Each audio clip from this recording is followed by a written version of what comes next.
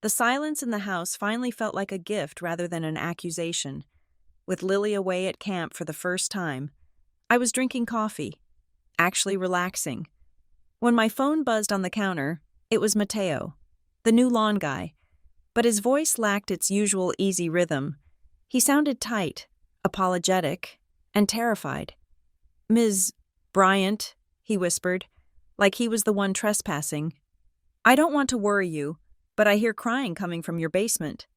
The silence in the house was the first thing I truly owned. It did not belong to the bank, and it certainly did not belong to my ex-husband, David. It was mine. After 6 months of navigating the jagged edges of a divorce that felt less like a separation and more like a demolition, I had finally secured a space where the air did not feel thick with unsaid arguments. I stood in the center of the kitchen, gripping a ceramic mug of coffee that had gone lukewarm. The house was a sprawling, mid-century revival tucked into the winding, manicured streets of Alderbrook Heights, a suburb 20 miles outside of Seattle, where the lawns were cut to military precision and the silence was heavy enough to have a texture. My daughter, Lily, was gone. It was only for a week. She had boarded the bus for the Cascades Science Camp at 8 in the morning, her oversized backpack making her look younger than her 12 years. I had waved until the yellow bus turned the corner, fighting the urge to run after it. We had been a 2-person survival unit for so long that being alone felt physically wrong, like I was missing a limb. But I needed this. I told myself that as I looked out the kitchen window at the backyard, I needed to breathe. I needed to unpack the last 40 boxes stacked in the garage without stopping to make macaroni and cheese or help with algebra. I needed to prove to myself that I could exist in this new life, in this new house, without panicking. The house was beautiful, in a sterile, imposing way. It was a foreclosure, bought at a price that made my real estate agent raise her eyebrows and ask if I was sure. It had sat empty for 2 years. The previous owner was a blip on the paperwork, a name I had barely glanced at during the closing. The inspection had come back clean. Mostly, the foundation was solid, the roof was new. The only issue was the overgrown landscaping, which threatened to swallow the walkway. That was why I had hired Mateo. I saw him through the window now. Mateo Rivas. He was young, maybe 19 or 20, with the kind of nervous energy that suggested he was trying very hard to build a business from scratch. He had flyer-bombed the neighborhood 3 days ago, and I was likely the only person who had called him back. Alderbrook Heights was the kind of place where people had lawn contracts with massive companies that sent fleets of trucks. Mateo had a beat-up pickup truck and a mower that looked like he had fixed it himself. I watched him maneuver the mower around the old oak tree in the back corner. He was careful. I liked that. He didn't rush.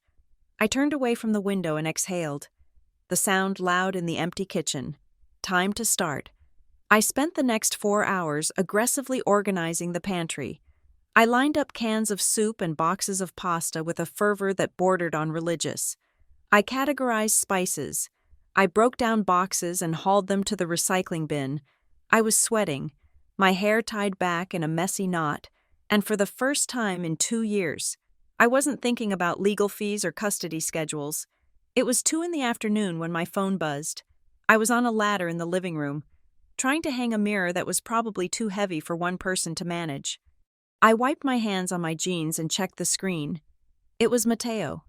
I frowned. He was still in the yard. I could hear the faint hum of a leaf blower. Why would he call me? I slid the answer icon across the screen. "Hello," I said, balancing the phone between my ear and shoulder. "Ms. Bryant." His voice was wrong. Mateo was usually polite to a fault, always starting sentences with a cheerful greeting. Now, he sounded breathless, tight. "Hey, Mateo," I said, stepping down from the ladder. "Everything okay? Do you need water?" "No, ma'am." There was a pause. I heard the wind blowing into his microphone. "Ms. Bryant, I am really sorry to bother you," he said. He was speaking quickly, his words running into each other. "I know you are inside, but I didn't want to just knock on the door and scare you." "Scare me." I walked toward the window, looking out. I couldn't see him. "Where are you?" "I am around the side, by the window well." The one for the basement. A cold prickle of unease danced down my spine. What is it? Mateo. Did you break the window? It is okay if you did. No, he said. I didn't break anything. Ms. Bryant, are you sure your daughter isn't home? I stopped moving. My hand tightened on the phone. Lily is at camp. Mateo, you saw her leave this morning. Why? He took a jagged breath. Because I hear crying. Ms. Bryant. The world seemed to tilt slightly to the left. What I was trimming the bushes around the window well. He said, his voice dropping to a whisper, and I heard it. It is coming from the vent, or the window. I do not know, but it is a girl, or a woman. She is crying. My first reaction was irritation. It was a knee-jerk defense mechanism. This was ridiculous. Mateo, it is probably the TV, I said, though I knew the TV wasn't on, or the neighbors. The houses are close together. No, he said. He sounded stubborn now, terrified, but firm. I know what I heard. It sounded like she was right there, right on the other side of the glass. I called your name, thinking maybe you went down there and got hurt. But she didn't answer. She just kept crying. Stay there, I said. I hung up. I stood in the living room for a second, my heart hammering a frantic rhythm against my ribs. Logic told me this was a misunderstanding. Plumbing could sound like moaning. Wind whistling through a cracked seal could sound like a scream. But Mateo had said crying. I walked to the door that led to the basement.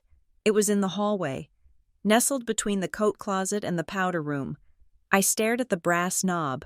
I had been down there, of course. During the walkthrough and the inspection, it was a finished basement, carpeted in a neutral beige, with recessed lighting and a small utility room in the back.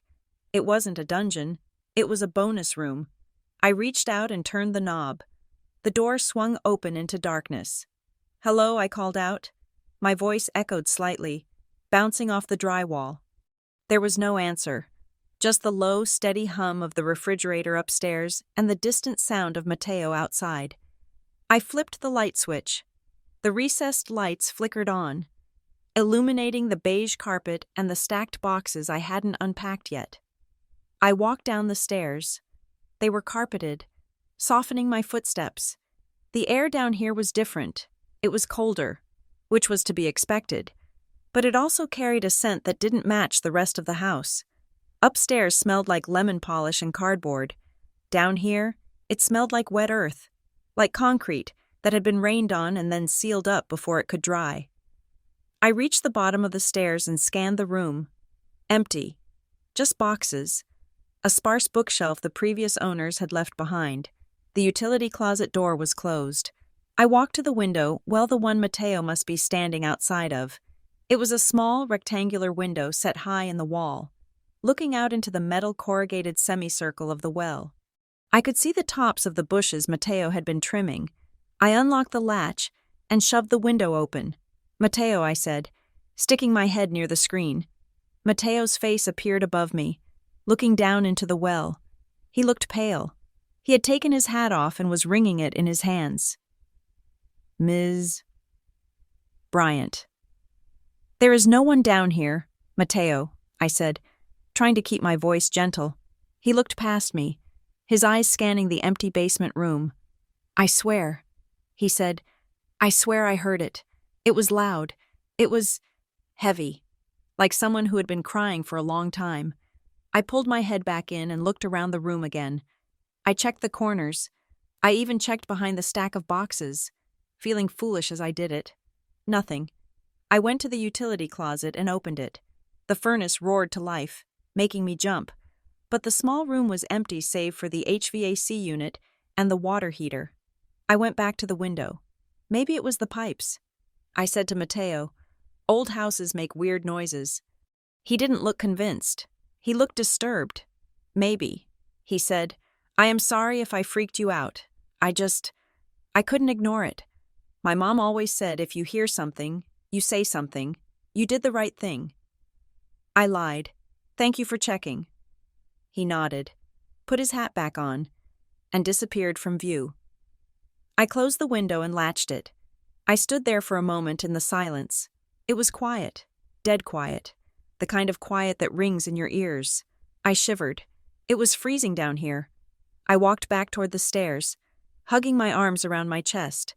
As I put my foot on the first step, I paused. I looked back at the main room. Everything was normal. Beige carpet, cream walls. But as I reached the top of the stairs and went to close the door, the latch didn't click. I frowned. I pushed it harder. It bounced back slightly. I examined the strike plate. It looked aligned. I had closed this door a dozen times since moving in. It had always clicked shut with a solid, satisfying sound. Now, it felt like something was pushing back, just a fraction of an inch. I shoved it hard. Click. There. I locked it. I went back to the kitchen and poured the rest of my coffee down the sink. My hands were shaking. I am an idiot, I whispered to myself. I spent the rest of the afternoon distracting myself with aggressive cleaning. I scrubbed the bathroom tile until my knuckles were red. I vacuumed the bedrooms. I put on music loud, upbeat pop music that didn't leave any room for silence. By 5 o'clock, Mateo was gone. He had left an invoice in the mailbox. I Venmo'd him the money immediately, adding a $20 tip as an apology for his scare. The sun began to dip below the tree line, casting long, stretching shadows across the living room floor. The house, which had felt bright and welcoming in the morning, now felt vast. The corners seemed to get darker faster than they should have. I ordered a pizza because the thought of cooking for one felt depressing. When the delivery driver arrived, I practically ran to the door, desperate for human interaction. He handed me the box, mumbled a "have a good night," and left.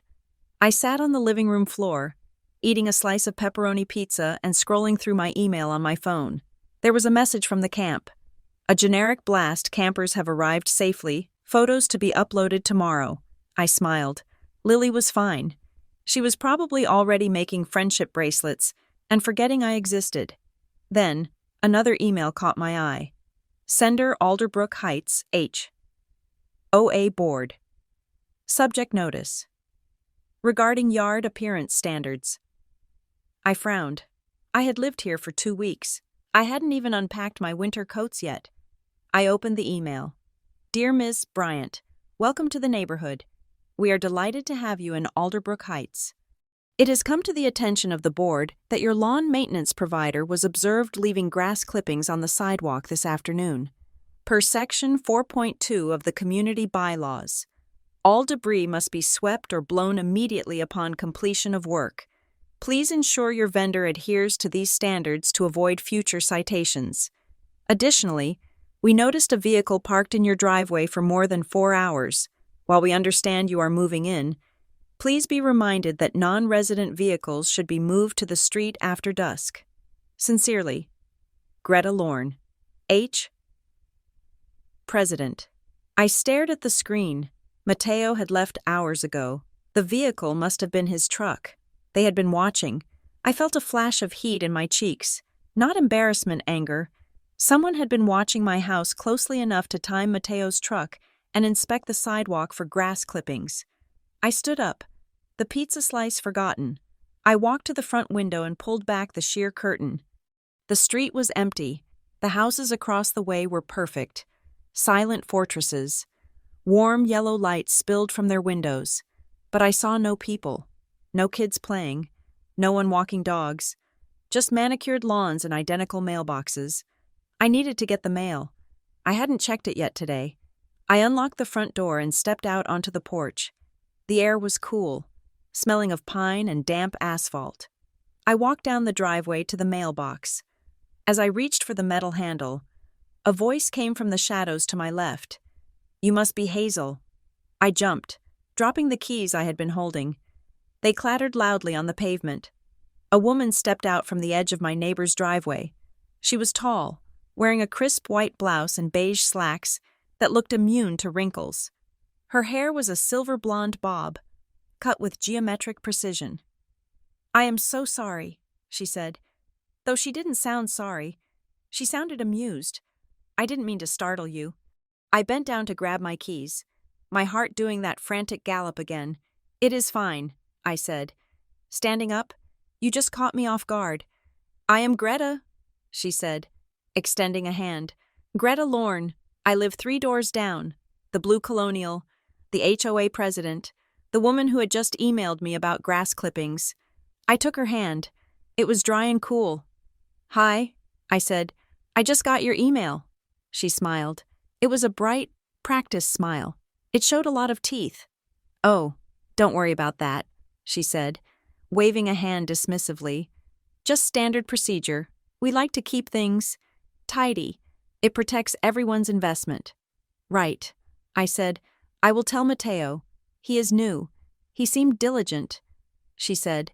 She was studying me. Her eyes were a pale, watery blue, and they didn't blink quite enough. So, Hazel, she continued, how are you settling in? It is a big house for one person. My daughter is at camp, I said, immediately regretting giving her any personal information. It is just me for the week. Ah, she said, lovely. A little peace and quiet. She looked past me, up at the house. My house. She stared at it with a strange intensity, like she was reading text written on the siding. It is a beautiful property, she said softly. It has history. I stiffened. What do you mean? She turned her gaze back to me. The smile widened, but it didn't reach her eyes.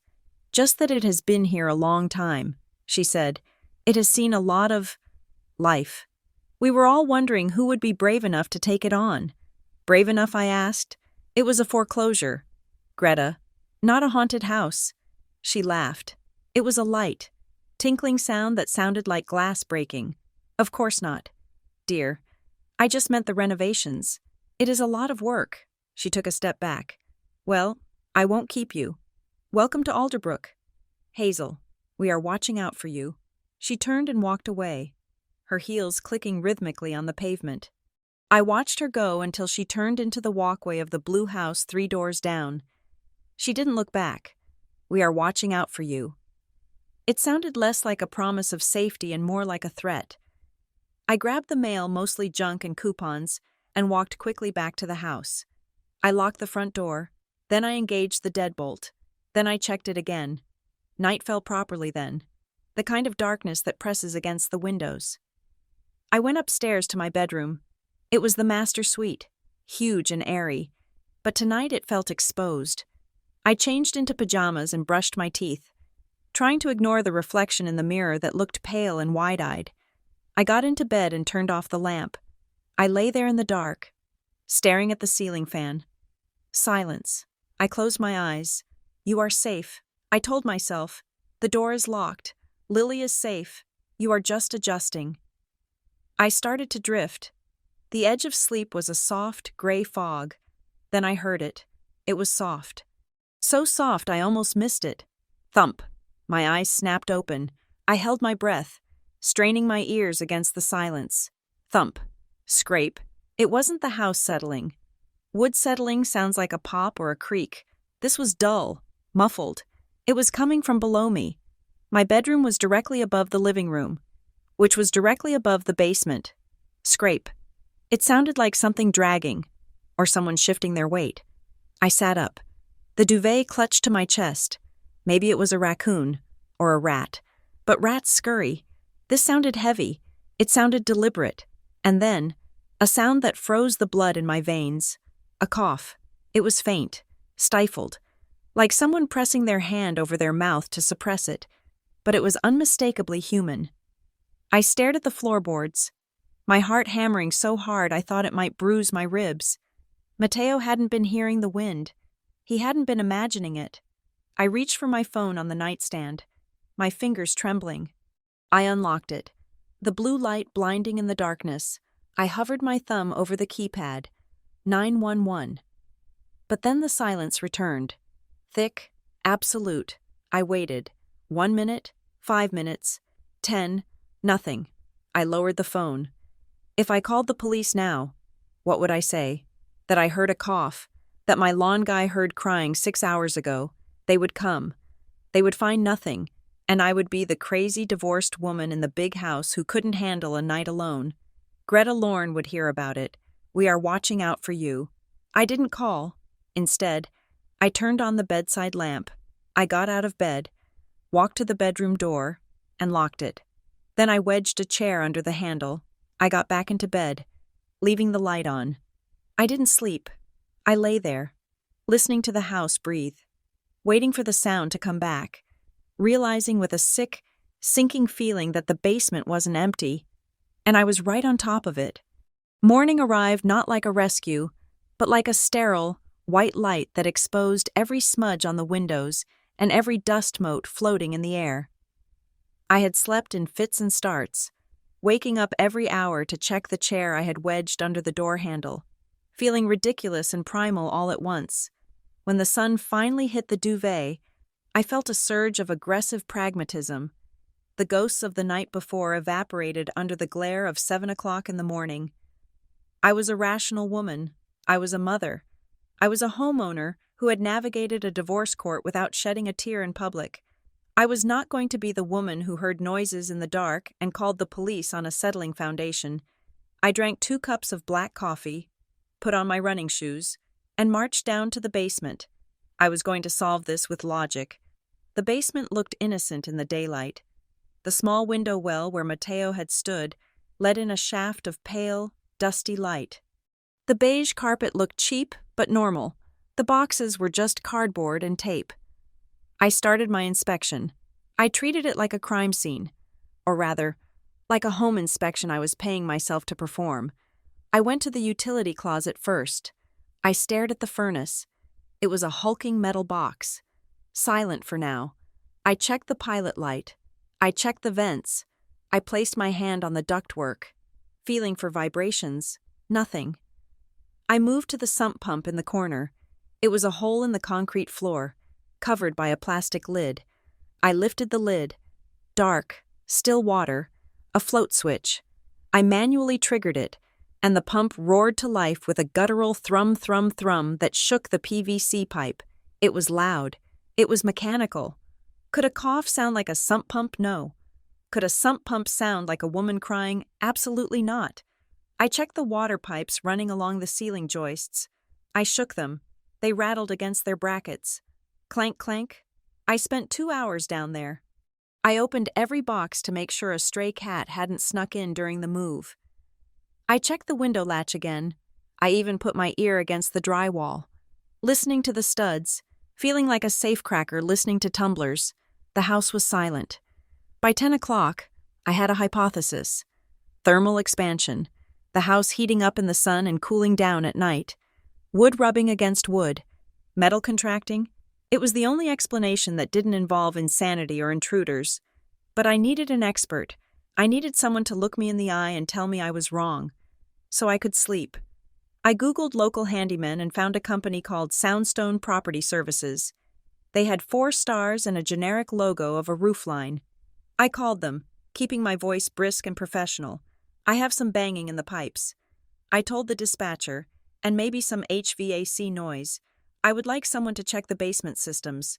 They sent a technician out at noon. His name was Rick.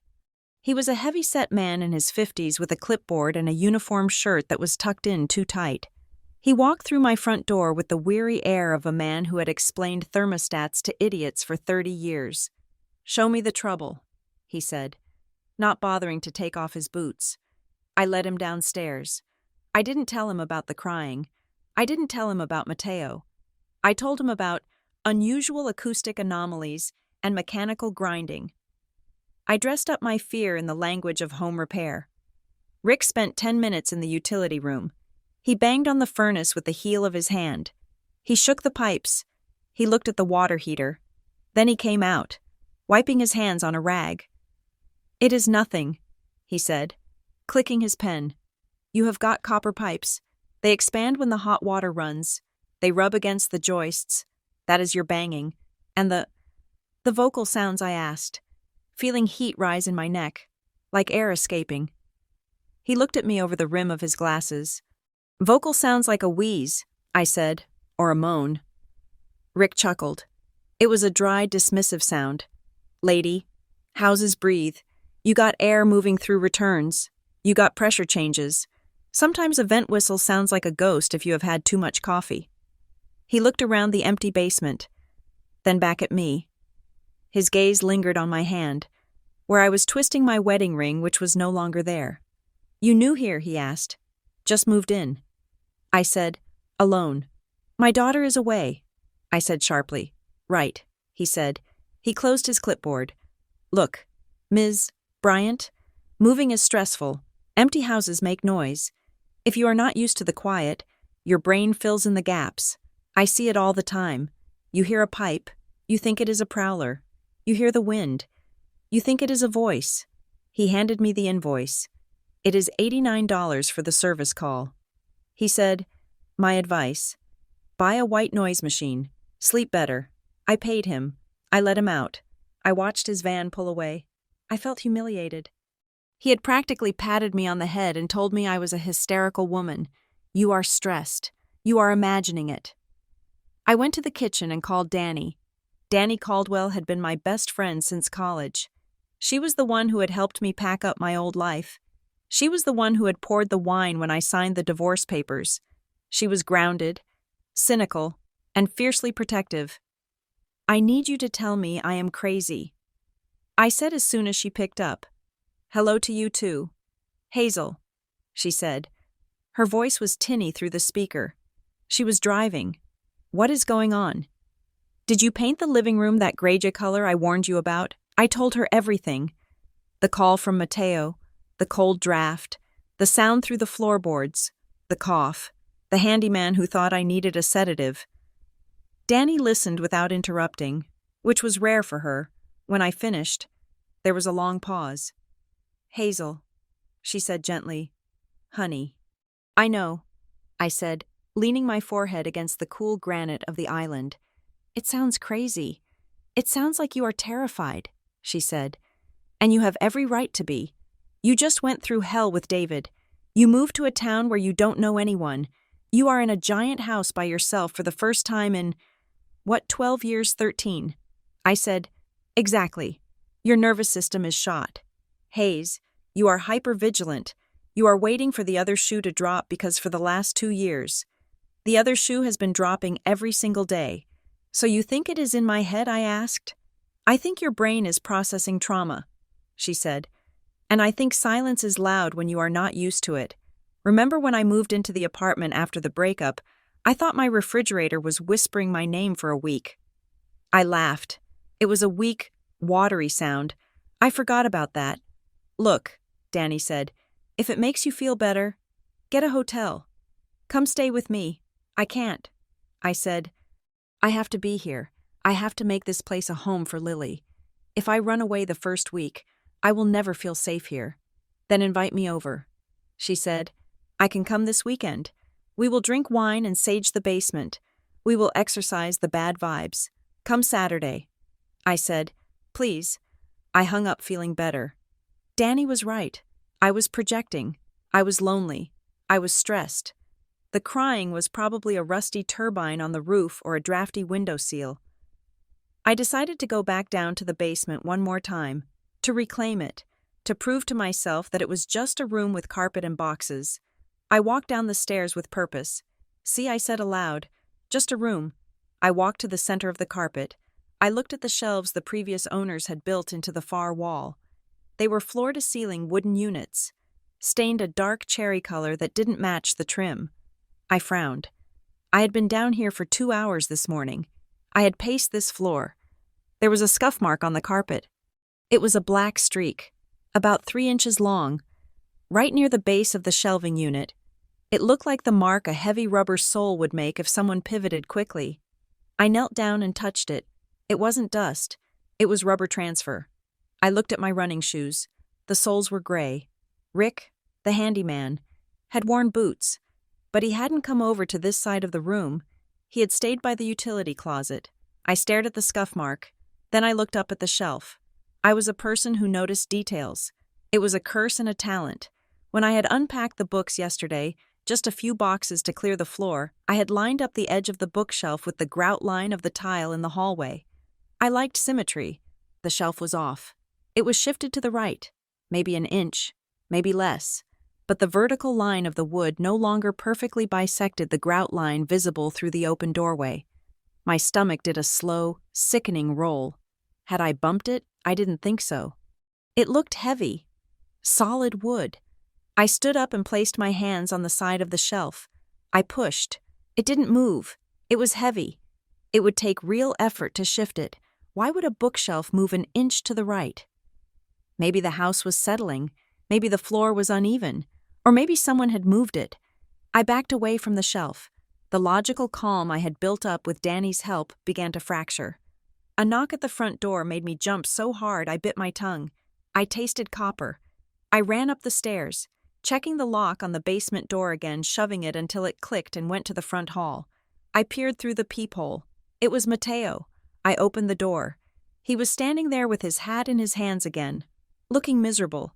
His truck was parked at the curb. "Mateo," I said, "did you forget something?" He looked at his boots. Then he looked at me. His dark eyes were shadowed, like he hadn't slept either. "I came to do the edging," he said. "I missed the strip by the driveway yesterday because I left in a hurry." "Oh," I said, "you didn't have to come back for that. It is fine." He didn't move. He stood on the porch, shifting his weight. "Ms. Bryant," he said softly. "Yes, I didn't want to say this yesterday," he said, "because I didn't want you to think I was, on drugs or something." He took a breath. "When I was by the window," he said, "it wasn't just crying. I felt the air leave my lungs." "What do you mean?" He looked over his shoulder at the street, as if checking to see if anyone was listening. "I was right up against the glass," he said, "and the sound, it didn't come from the room. It sounded like it was coming from the wall, like inside the concrete." I stared at him, and he continued, his voice dropping to a whisper that barely carried over the sound of the wind in the trees.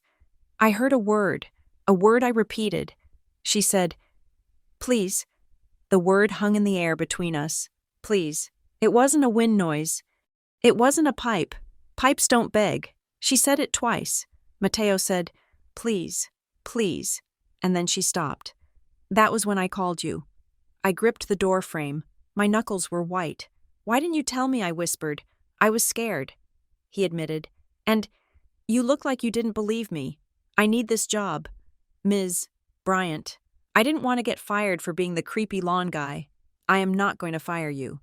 "Mateo," I said. He nodded. "Be careful." "Ms. Bryant," he said, "that house. My cousin used to mow the lawn for the people who lived here before, the guy who owned it. What about him? He never let anyone in the backyard." Mateo said, "He was weird. He put up that high fence, and then one day he was just gone." He put his hat back on. "I just wanted you to know, I am not crazy, and I don't think you are either."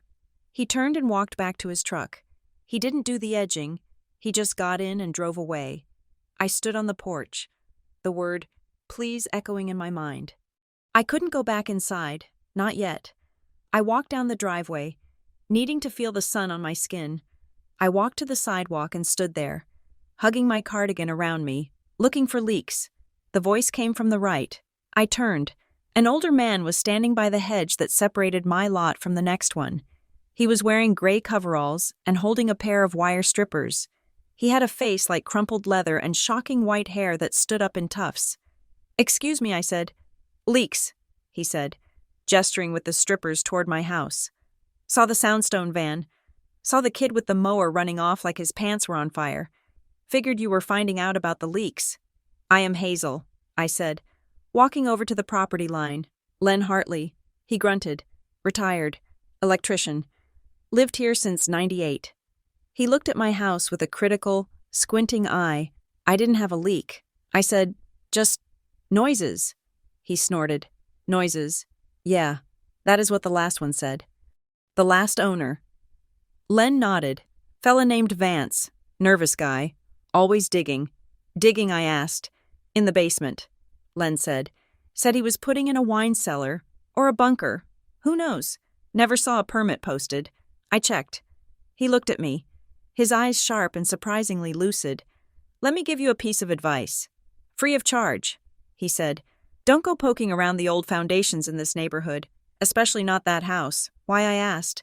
"What is wrong with the foundation? Alderbrook ain't just a suburb." Len said. He lowered his voice, leaning over the hedge. Used to be a goofy little military outpost way back. Supply depot. Some of these lots, they got old utility corridors running under them, sealed up in the 50s, or supposed to be. Utility corridors. I repeated, like tunnels. Len shrugged. Serviceways, wiring, pipes, concrete boxes. Vance found something down there. I saw him hauling dirt out at 2 a.m, then he disappeared. Bank took the house. Now you are here. He pointed the wire strippers at me. If you hear noises, it is probably the settle, or it is the echo from the corridors. Sound carries funny underground. Just leave it be. Don't go knocking down walls. He turned back to his own yard. Nice to meet you. Hazel, keep your doors locked. He walked away before I could ask another question. I stood there, processing. Utility corridors, sealed up, digging at 2 a.m. I went back inside. I locked the door. I went straight to the garage. The moving boxes were stacked 3 deep against the wall. I scanned the labels, looking for my handwriting. Kitchen, bedroom, office, docks. I found the box labeled, Important Documents. Do not discard. I ripped the tape off. I dug through tax returns, birth certificates, and Lily's vaccination records until I found the blue folder. Real estate disclosure packet. 4420 Pineview Lane. I took the folder to the kitchen island. I opened it. I had skimmed this during the closing. I had been so focused on the interest rate and the down payment that I hadn't paid much attention to the structural disclosures. I flipped through the pages. Page 1, property address. Page 2, lead paint disclosure. Page 3, roof age and condition. Page 4, electrical systems. I turned the page. Page 5, plumbing. I turned the page. Page 8, H, OA covenants. I stopped. I flipped back. Page 5. Page 8. Pages 6 and 7 were missing. I looked closer at the binding. It was a staple. The paper around the staple looked torn, as if someone had carefully pulled the center pages out. I looked at the table of contents on the first page. Section 6, basement and foundation. Section 7, prior modifications and permitting. They were gone. The sections that would have listed Vance's wine cellar, the sections that would have detailed any structural changes to the basement, the sections that Len Hartley had warned me about. They had been removed. By whom? The bank, the real estate agent Vance, or someone else. I felt a coldness settle in my stomach that had nothing to do with the temperature of the room. The sun began to set. I hated the sun for leaving. I turned on every light in the house, the kitchen, the living room, the hallway, even the porch light. I wanted to banish every shadow. I made tea. I didn't drink it. I sat on the living room sofa. My knees pulled up to my chest. I had the TV on, muted, the flickering light casting manic shadows on the wall. I was waiting. 10 o'clock came. 11. The house settled. The refrigerator cycled on and off. And then, just past midnight, it started. It wasn't a cough this time. It was a sob. It was clearer than before. It wasn't muffled by the floorboards as much as it felt like it was traveling through the structure of the house. It vibrated in the wood. Please. Mateo was right. It was a voice. I stopped breathing. I sat perfectly still, my eyes fixed on the floor. Please, is anyone there?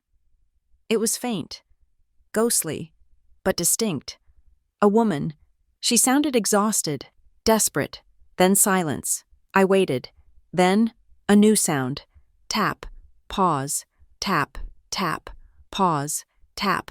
It was rhythmic, intentional. It wasn't a pipe banging. It was a knuckles against wood sound, or a rock against concrete. Someone was signaling. I moved. I grabbed my phone. I needed proof. I couldn't go to the police with, I heard a ghost. I needed audio. I needed to show Danny. I needed to show Greta Lorne and wipe that smug smile off her face. I opened the voice memo app. I hit the big red button. I crept off the sofa and lowered myself to the floor. I pressed the microphone of the phone against the hardwood. Right over the spot where the sound seemed loudest, I held my breath. Tap, tap, please. It was there. The phone was picking it up. I could see the waveform spiking on the screen. The red line bobbed with every sob, every tap. I recorded for 2 minutes, the crying jagged and spiked. The tapping became more frantic. Then, abruptly, it stopped. Silence returned to the house. I waited another minute, then hit stop. My hands were shaking so badly I almost dropped the phone. I sat up, leaning my back against the sofa. I had it. I had the proof. I turned the volume up all the way. I pressed play. The recording started. I heard the ambient hiss of the room. I heard the rustle of my clothes as I laid the phone down. Then, right at the moment where the crying should have started, a high-pitched, digital tear ripped through the speaker. It was a violent, garbled glitch, like a corrupted data stream. I flinched, turning the volume down. The screeching continued for 10 seconds, masking everything. Then it cut to static, then silence. I stared at the screen. The file name changed before my eyes. New recording 3 turned into null_error_file. A pop-up box appeared, file corrupted, unable to play. I tried to open it again. File format not supported. I stared at the phone. It wasn't possible. I had seen the waveform. I had seen the sound registering. The file had corrupted exactly at the moment of the voice. I felt a surge of hot, helpless fury. I wanted to throw the phone across the room. It felt deliberate. It felt like the house itself was protecting its secret, like the technology was in on it. I was alone. I had no proof. I had missing pages in a disclosure packet, a warning from a crazy neighbor, and a basement that ate sound. I looked at the floorboards. I wasn't going to sleep. Not tonight. I stood up. If technology wouldn't work, I would use something else. I was going to buy a camera, a motion sensor camera, and I wasn't going to rely on a microphone. I was going to see what was happening. But for now, I was just a woman standing in a brightly lit living room, listening to the silence, knowing that beneath my feet, someone was waiting for me to turn off the lights. I drove to a big box electronics store 3 towns over, unwilling to buy anything in Alderbrook where Greta Lorne or her spies might see me purchase a security camera. I felt ridiculous standing in the aisle, staring at the rows of blister-packed surveillance tech. I was a 34-year-old mother who had successfully negotiated a contentious divorce. Yet here I was, acting like the protagonist in a bad slasher movie. I settled on a small, battery-operated motion sensor camera.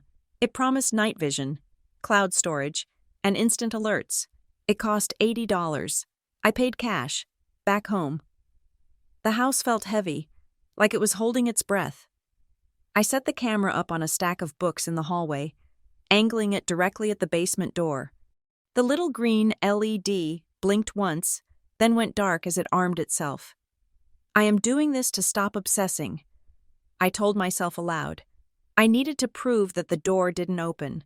I needed to prove that the sounds were just the settling groans of a structure built on a hill. If I could wake up tomorrow and see a timeline of uninterrupted stillness, I could finally sleep. I could tell Matteo to mow the lawn and stop talking about ghosts. I could tell myself that the missing pages in the disclosure packet were just a clerical error. I spent the evening in the living room with the TV volume turned up high. I didn't go near the basement door. I didn't listen for the tapping. I pretended I was normal. I went to bed at 11. I locked my bedroom door again. I checked the app on my phone. The camera feed showed the hallway, gray and grainy in the night vision. The basement door was shut. The live indicator pulsed in the corner. Good. I slept poorly, waking at every creak of the floorboards, grabbing my phone to check the feed. At 1 a.m, stillness. At 3 a.m, stillness. I finally fell into a heavy, dreamless exhaustion just before dawn. When I woke, the sun was blazing through the curtains. It was 8:30. I felt a momentary surge of relief. I had slept. Nothing had eaten me. I rolled over and grabbed my phone. I opened the app to review the night's events. The timeline bar at the bottom of the screen was usually a solid blue line, broken by yellow tick marks whenever motion was detected. I scrolled back. 10 o'clock. Blue, midnight blue, 1:30 blue. I scrolled to 2 a.m. The blue line stopped. There was a blank white space in the timeline. No data. No offline warning. Just a void. The line picked up again at 4:15. I sat up. the blood draining from my face. 2 hours and 15 minutes were missing. I tapped the screen, trying to force it to load. Maybe it was a buffering issue. Maybe the Wi-Fi had cut out. I played the clip right before the cut. On the screen, the hallway was empty. The basement door was closed. The timestamp read 1:59 and 58 seconds. Then, a hard cut. The next frame was 4:15. The hallway was empty. The basement door was closed. But the angle was different. I froze. At 1:59, the camera had been framed so that the edge of the coat closet was visible on the left. At 4:15, the closet was gone.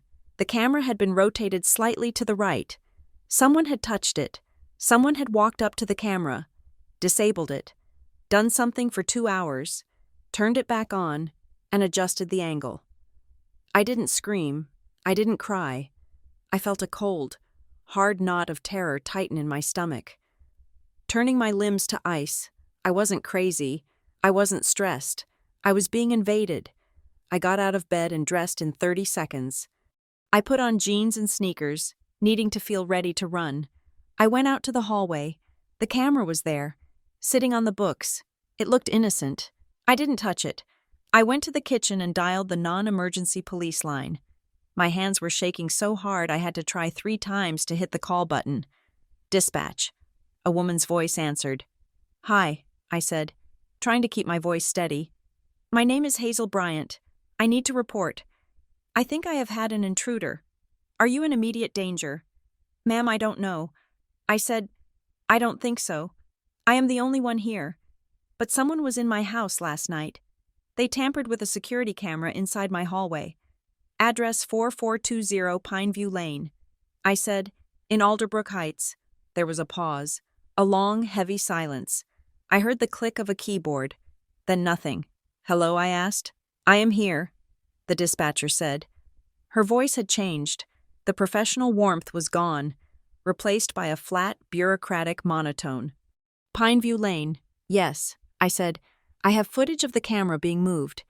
There is a 2-hour gap. I think someone is accessing my basement. Ma'am, do you see anyone in the house right now?" "No." "But do you have signs of forced entry, broken windows, kicked-in doors?" "No," I said, frustration rising. "That is the point. They have a key, or they are coming in another way. I found missing pages in my disclosure packet about the basement foundation. And my neighbor told me, ma'am," the dispatcher cut in, "we cannot dispatch a unit for a technical glitch on a home camera. It is not a glitch." I snapped. "The camera was physically moved. We have had a lot of false alarms from that system," she said, though I hadn't told her what brand I bought. "Please," I said, "I am scared. Can you just send a car to drive by?" "Just to check the perimeter? I am sorry," she said. "No units are available at this time." "What do you mean?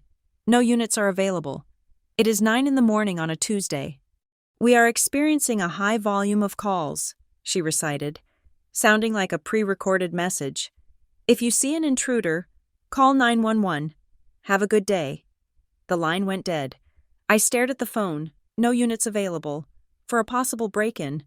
I felt a sudden, crushing isolation. The police weren't coming. The HOA was watching me. The house was compromised. I needed Danny. I called her. She picked up on the second ring. "Hazel, you need to come over." I said, "Now, bring a crowbar." Danny arrived 40 minutes later. She drove a bright red Mini Cooper that looked like a toy parked next to the looming gray facade of my house. She marched up the walkway wearing designer boots and carrying a canvas tote bag that clinked.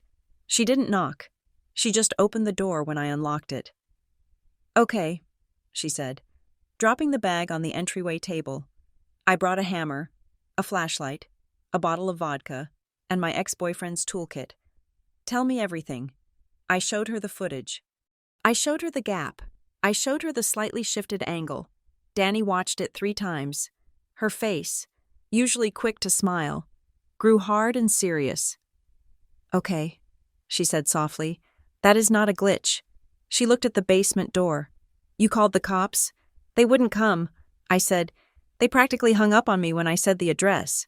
Danny narrowed her eyes. "That is weird. This is Alderbrook. Rich people call the cops here if a squirrel looks at them wrong. She grabbed the flashlight from her bag. Let's go, she said.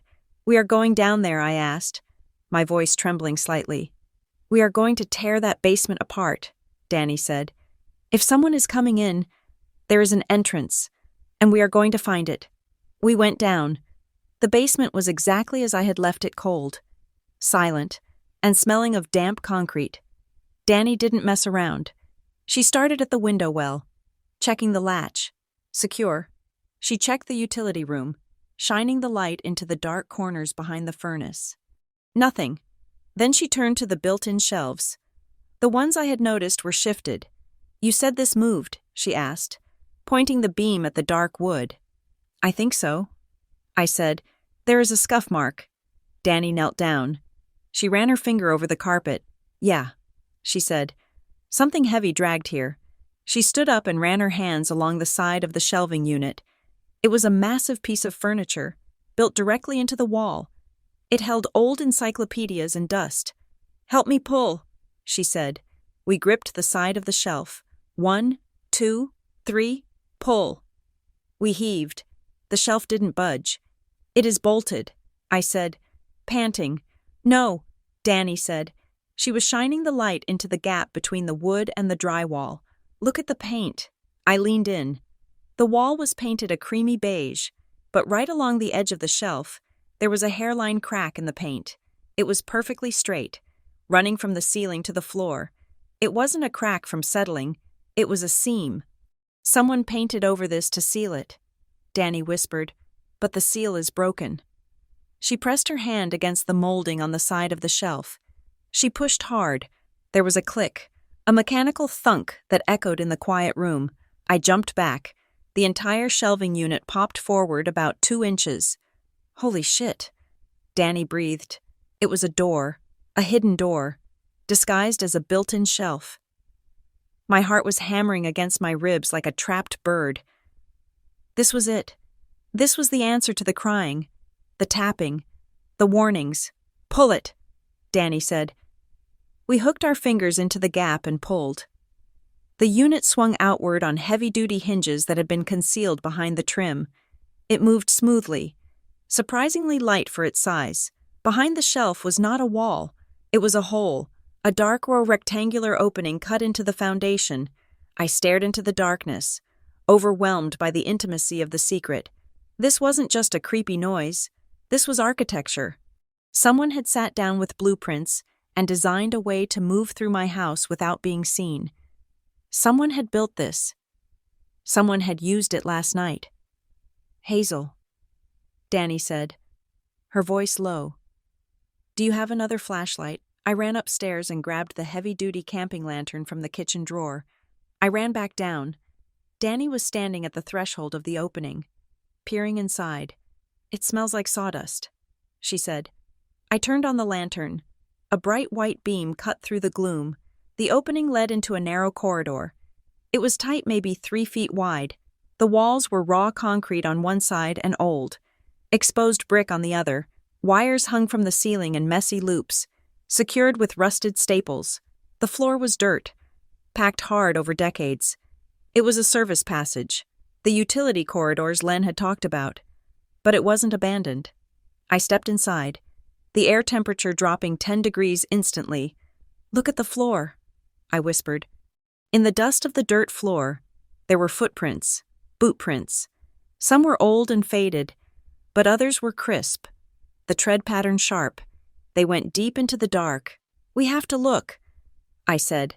The fear was still there, pulsing in my veins. But it was being overtaken by a cold, furious need to know. Danny nodded. She reached into her pocket and pulled out her phone. I am recording this. We walked single file. I went first with the lantern. Danny followed with the flashlight. The passage went straight for about 20 feet, running parallel to the foundation of my house. Then it turned sharp left. We turned the corner. The passage widened slightly.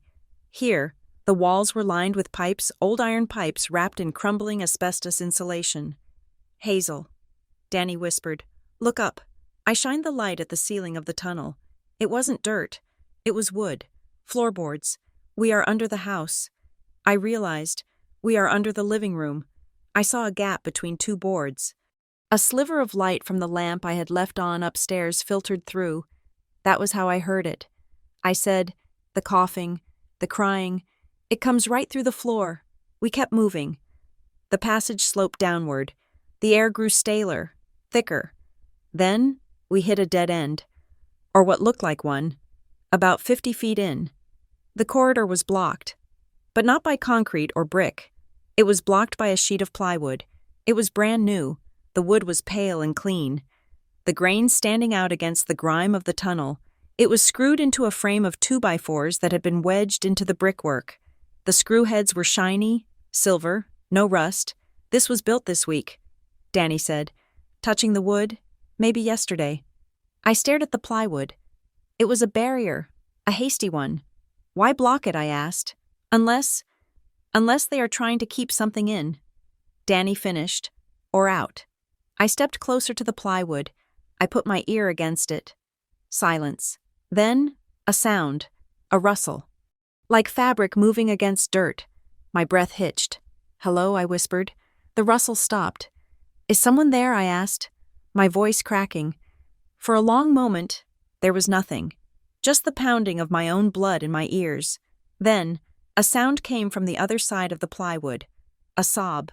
It was muffled, wet, and undeniably human. I recoiled as if I had been burned. I grabbed Danny's arm. Did you hear that I hissed? Danny's eyes were wide. She nodded. I leaned back in. Who is that? I asked. Louder this time. There was a shifting sound. Someone dragging themselves across the dirt. Then, a voice. It was weak, parched. A whisper that sounded like it was scraping across sandpaper. Don't let them hear you. The words hit me with the force of a physical blow. It wasn't a ghost. It wasn't a pipe. It was a woman, and she was terrified. My fear, which had been a chaotic, swirling thing, suddenly crystallized into something else. Responsibility. I wasn't just a victim of a creepy house anymore. I was a witness. I pressed my hands against the rough wood of the plywood barrier. I am Hazel, I whispered back, my lips almost touching the wood. I am the homeowner. Who are you, please? The voice begged. You have to be quiet. They are listening. Who is listening? I asked. The association, she whispered. I looked at Danny. Her face was pale in the lantern light. We have to get her out, Danny mouthed. I looked at the screws holding the plywood in place. They were Philip's head. Danny, I said, the toolkit. She scrambled backward. Digging into her tote bag, she pulled out a multi-bit screwdriver. She handed it to me. I jammed the tip into the first screw. It was tight. I grunted, twisting with both hands. The metal screeched, a sound that seemed deafening in the narrow tunnel. Shh, the woman on the other side hissed. They will hear the metal. Who is they? I whispered furiously, still twisting. The men in the vests, she said. The ones who moved the boxes. I got the first screw out. It fell into the dirt. I moved to the second one. Hazel, Danny whispered, if we open this, we don't know what is back there, or who put her there. I know, I said. I was sweating. The air in the tunnel was suffocating, but I can't leave her. I can't leave her behind a wall in my own house. I got the second screw out, then the third. The plywood panel loosened. I hooked my fingers under the edge. Ready? I asked Danny. She nodded, holding the flashlight up like a weapon. I pulled. The plywood groaned and swung outward on the remaining bottom screw. The smell hit us first. Urine, sweat, fear. I shined the lantern into the space beyond. It was a small, enclosed section of the corridor, effectively a cell. There was a bucket in the corner, a pile of rags, and huddled against the far wall. Shielding her eyes from the sudden light was a woman. She was filthy. Her hair was matted with dirt. She was wearing a torn blazer and suit pants that looked like they had once been expensive. Her hands were scraped and bloody. She looked up at me. Her face was gaunt, her eyes sunken and wild. She wasn't a ghost. She was real. Oh my God, Danny whispered. The woman didn't move toward us. She pressed herself harder against the brick, trembling violently. "Did you lock the door?" she rasped. "What door?" I asked. "The one upstairs," she said. "The hidden door. Did you lock it?" "No," I said. "We just opened it." She let out a whimper of pure despair. "Then they know," she said. "The sensors. They know the seal is broken." She looked at me, and in her eyes, I saw a terror so deep it made my own fear seem trivial. "They are coming," she whispered. I grabbed her arm. "Then we are leaving." I said, "Now." I pulled her. She cried out in pain, stumbling on a swollen ankle. Danny grabbed her other side. We half dragged, half carried her back through the tunnel. The dust kicked up around us, choking the air. We burst out of the hidden door and into the basement. The beige carpet looked surreal after the grim darkness of the passage. I slammed the shelf door shut. I pushed on the molding until I heard the click of the latch. "We need to go," the woman said. She was shaking so hard her teeth chattered. "We have to get out of the neighborhood." I looked at her. "What is your name?" I asked. She looked at me, taking a ragged breath. "Mara," she said. "My name is Mara Quill. Mara Quill, the real estate agent, the one whose flyers were in my recycling bin." "Why were you down there?" Danny asked, handing her a bottle of water from her bag. Mara took it, her hands shaking so much she spilled half of it down her chin. "I found out." She whispered, "I found out what the HOA fees are really for." She looked at the ceiling, her eyes darting around as if she could see through the drywall. "It isn't about the lawns," she said. "It never was." A loud bang came from upstairs. It sounded like the front door slamming open. We all froze. I hadn't locked the front door after Danny came in. Hazel, a voice called out. It was a man's voice, calm, authoritative. It wasn't Mateo. It wasn't the handyman. "Ms. Bryant." The voice called again. "It is Officer Miller. We had a report of a disturbance." I looked at Danny. "I called the police an hour ago. They said no units were available." Now, suddenly, they were here. Mara grabbed my wrist. Her grip was surprisingly strong. "Do not answer him," she hissed. "That is not the police." "How do you know?" I whispered. "Because," she said, tears streaming down her dirty face, "the police don't have keys to the houses." I listened. I heard footsteps in the hallway above us. Heavy boots, walking with purpose. He wasn't knocking. He was inside. I looked at the basement window well. It was too small for an adult to climb out of quickly. The only exit was the stairs, and he was at the top of them.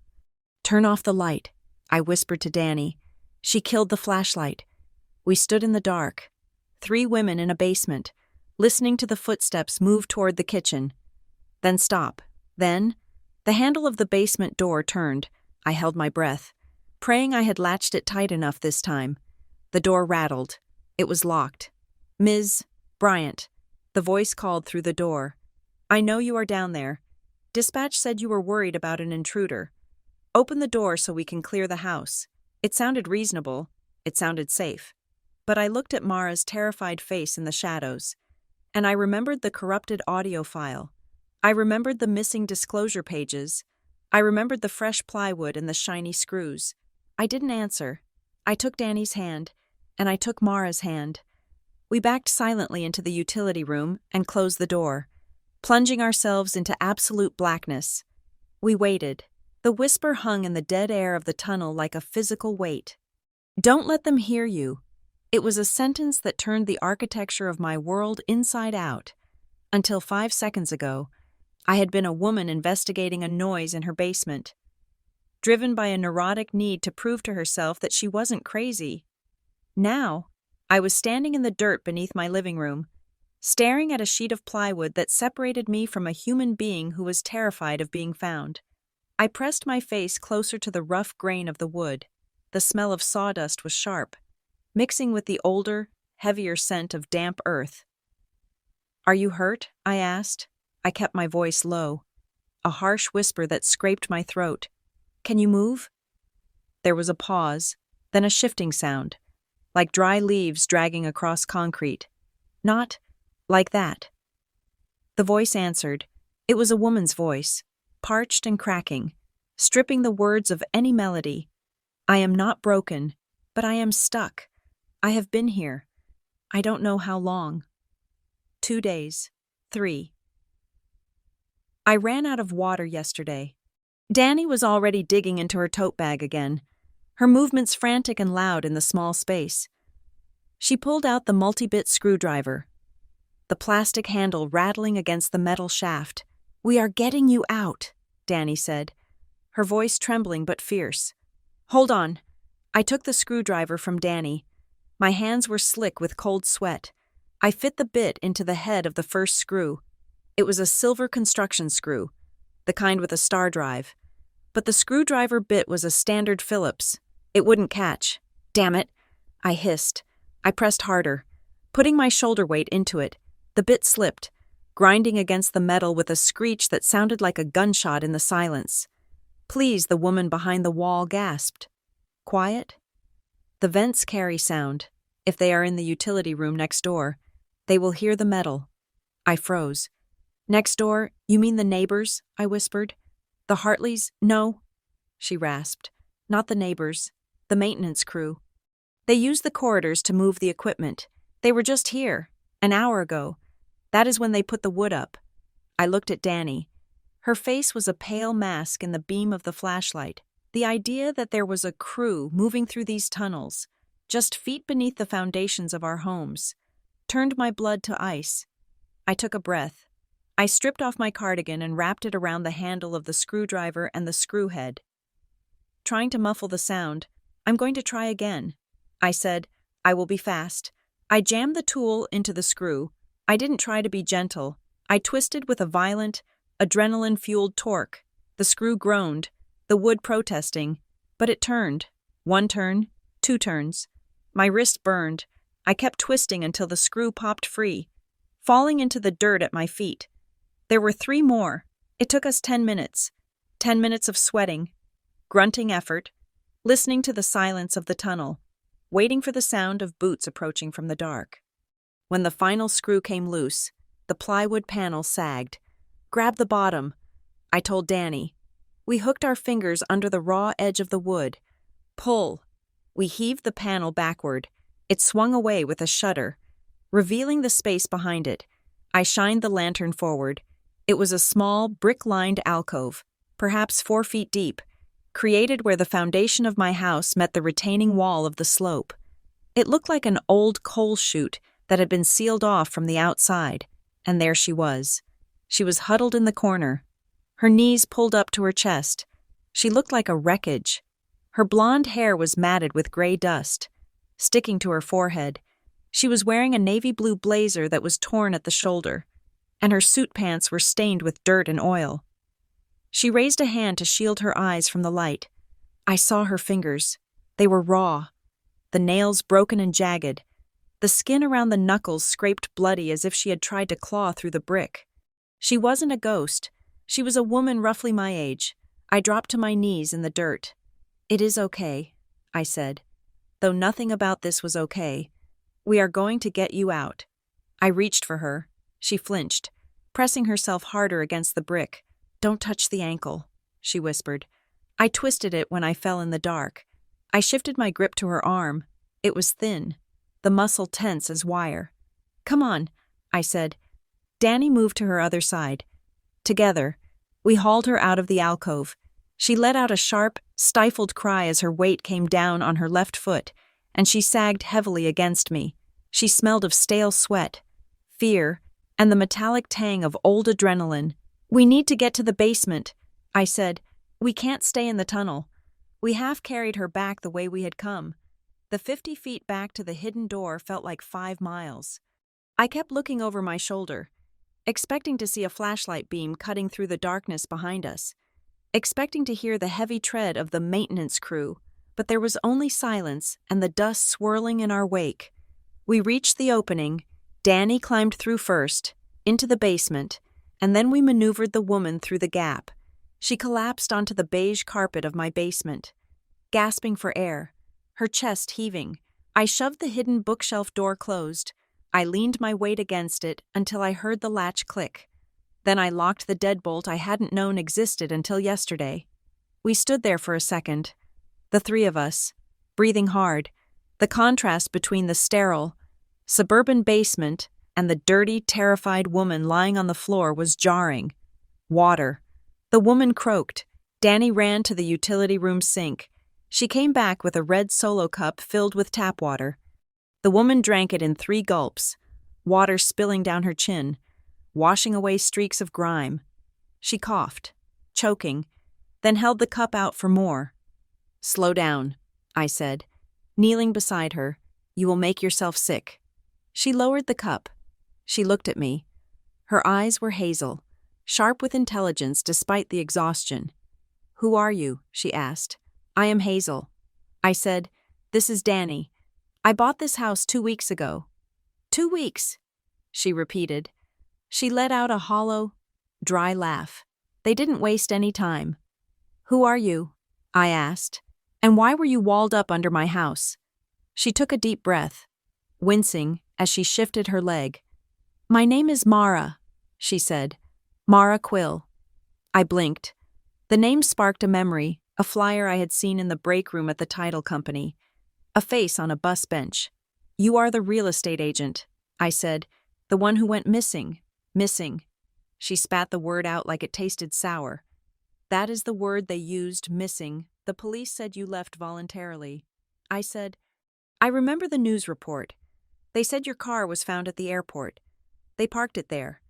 Mara said, "I have never been to the airport. I have been here, in Alderbrook, for 3 months. 3 months, Danny asked, her voice high with disbelief.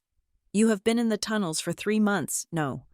Mara said, "I was held in a house on Sycamore Drive, the empty one. I escaped 2 nights ago. I got into the service corridor through the sub-basement. I was trying to get to the main drainage output near the creek, but they realized I was gone. They started sealing the sections. They herded me." She looked at the bookshelf door. "They drove me right into that alcove and screwed a piece of wood over it while I was screaming at them to stop." Why, I asked. My mind was reeling, trying to reconcile the violence of her story with the manicured lawns and silent streets outside. Why would they do that? "Because I wouldn't sign the addendum," Mara said. "The addendum." She looked at me, her gaze intense. "You think the HOA is about keeping your grass 3 inches tall and making sure your trash cans are out of sight?" she asked. "Isn't it?" "It is a gatekeeping machine," Mara said. "It is a filter. The entire neighborhood Alderbrook Heights. It isn't just a suburb. It is a private equity asset. North Pine Meridian Group. Have you heard of them?" I shook my head. "They are buying the land." Mara said, "Piece by piece. But they can't just buy the houses because people won't sell. So they control the HOA. They use the bylaws to levy fines, to create liens, to force foreclosures, and for the houses they can't buy. They use the corridors. The corridors, I asked, to move things."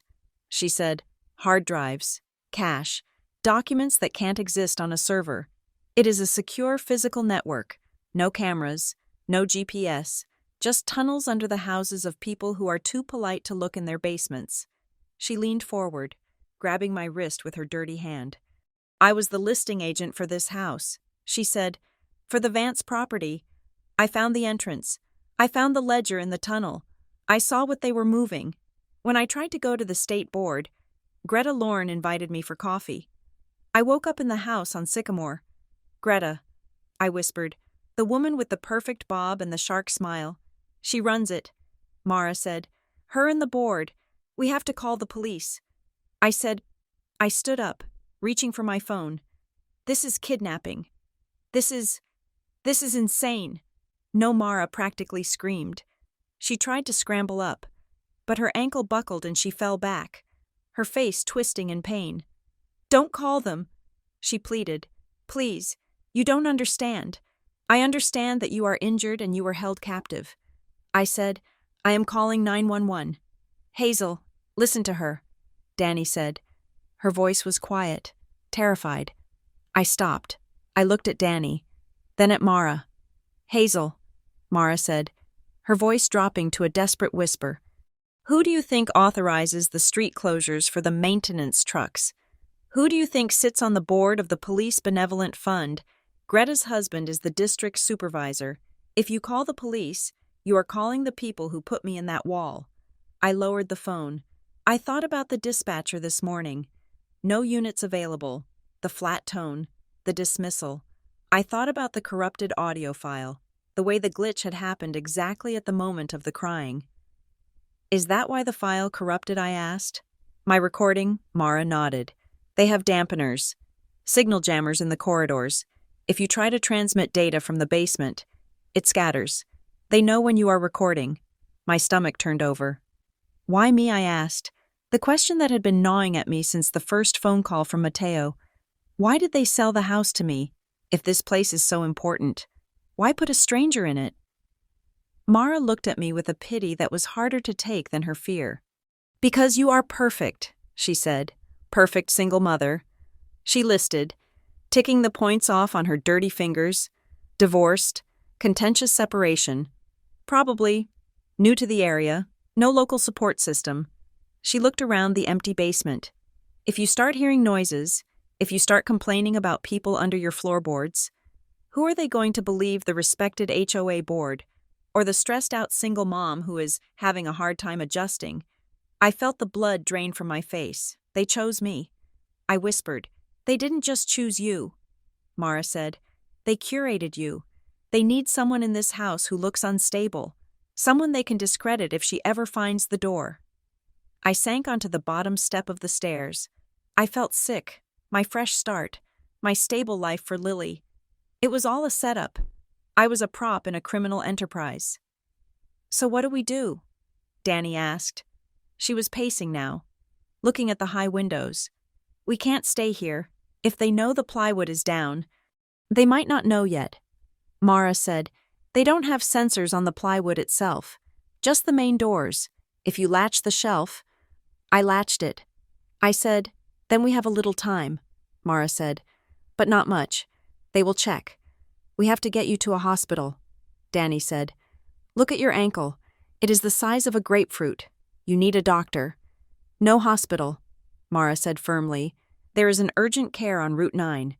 Danny argued, it is 20 minutes away. We can check you in under a fake name. I will pay cash. Mara shook her head violently. The North Pine Group owns the urgent care chain. She said, they monitor the admissions.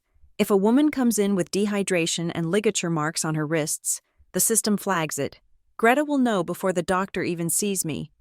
Ligature marks, I asked. Mara pulled back the sleeve of her blazer. Her wrists were ringed with dark, purple bruising. Oh my God. I breathed. I can't go out there, Mara said. I am dead if I go out there. I need to disappear. Real disappear, not local disappear. We can't keep you here. I said, my daughter comes home in 4 days. I just need a day.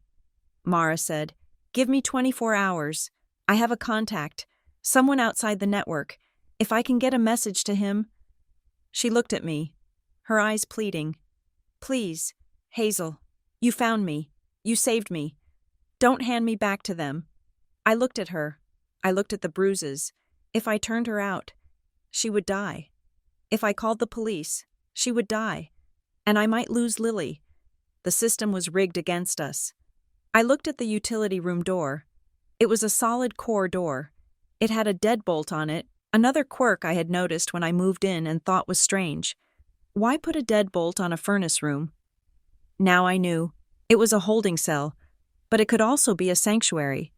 We can't take you to a hotel, I said, thinking aloud. They will have your photo at the front desks. They will be watching the car. Exactly, Mara said. And we can't leave you in the main house, I said. If Mateo looks in the window, or if Greta comes to the door, put me in the utility room, Mara said. She pointed to the door. It locks from the outside. Right, yes, I said. Lock me in, she said. If they come, if they search the house, tell them you lost the key. Tell them it jammed. You want to go back into a box, Danny asked. After 3 months, I want to survive, Mara said. And right now, the safest place for me is inside the prison they built, but with the key in your pocket instead of theirs. I looked at Danny. Danny bit her lip, then nodded. Okay. Danny said. But we need supplies. Water, food, a bucket, blankets. I ran upstairs. I grabbed a sleeping bag from the camping gear.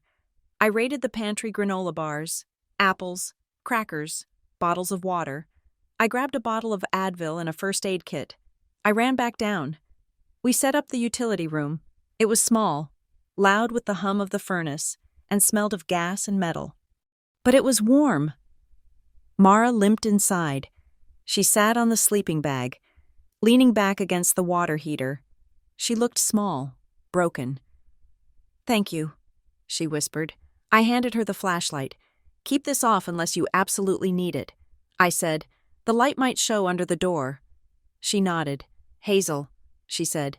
Just as I was about to close the door, "Yeah. Trust no one," she said. "Not the mailman, not the utility guy, not even your friend here. If she leaves your sight." Danny bristled. "Hey, I am the one who brought the screwdriver." "They have money," Mara said, her eyes hollow. "They have the kind of money that makes good people do bad things. Just be careful." I closed the door. I turned the deadbolt. Click. I stood there, staring at the white-painted wood. I had a woman locked in my basement. A fugitive. A victim. I looked at Danny. "We are in it now," Danny said softly. I looked at the hidden bookshelf door. It looked so normal, just a shelf with books. "We need to cover the scent," I said. "She smells like the tunnel. If anyone comes down here..." I went to the laundry area. I grabbed a bottle of bleach. I poured it into the utility sink and turned on the hot water, letting the fumes fill the room. "It smells like cleaning," I said. "I am a nervous new homeowner. I am cleaning everything." Danny nodded. She looked pale. "I have to go to work tomorrow," she said. "If I don't show up, people will ask questions. You have to go." I agreed. "Act normal." "What are you going to do?" she asked. I looked at the ceiling, thinking of the empty bedrooms upstairs, thinking of Lily at camp, sleeping in a bunk bed, thinking her mom was safe. "I am going to pretend," I said. "I am going to pretend I am just a lonely divorced woman obsessed with her lawn."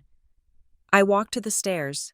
"But first, I am going to buy a gun," I thought, though I didn't say it to Danny. "Hazel," Danny asked. "Yeah. That missing page in the disclosure packet, yeah." "I bet it didn't just list the basement modifications," she said. "I bet it listed the easements, the legal right for utility companies to access the property." I felt a chill. They don't just have a key. I realized they have a permit. I turned off the basement lights. We walked up the stairs, leaving Mara in the dark, leaving the secret beneath the floor. As I closed the basement door at the top of the stairs, the one in the hallway, I noticed something. The latch. I had struggled with it yesterday. I had thought it was misalignment. Now, looking closely at the strike plate, I saw why. There was a tiny piece of clear tape over the hole in the plate. Just one layer, enough to make the latch bounce back if you didn't push hard, enough to keep the door technically unlocked if you weren't careful. I peeled the tape off with my fingernail. It crinkled, sticky and small.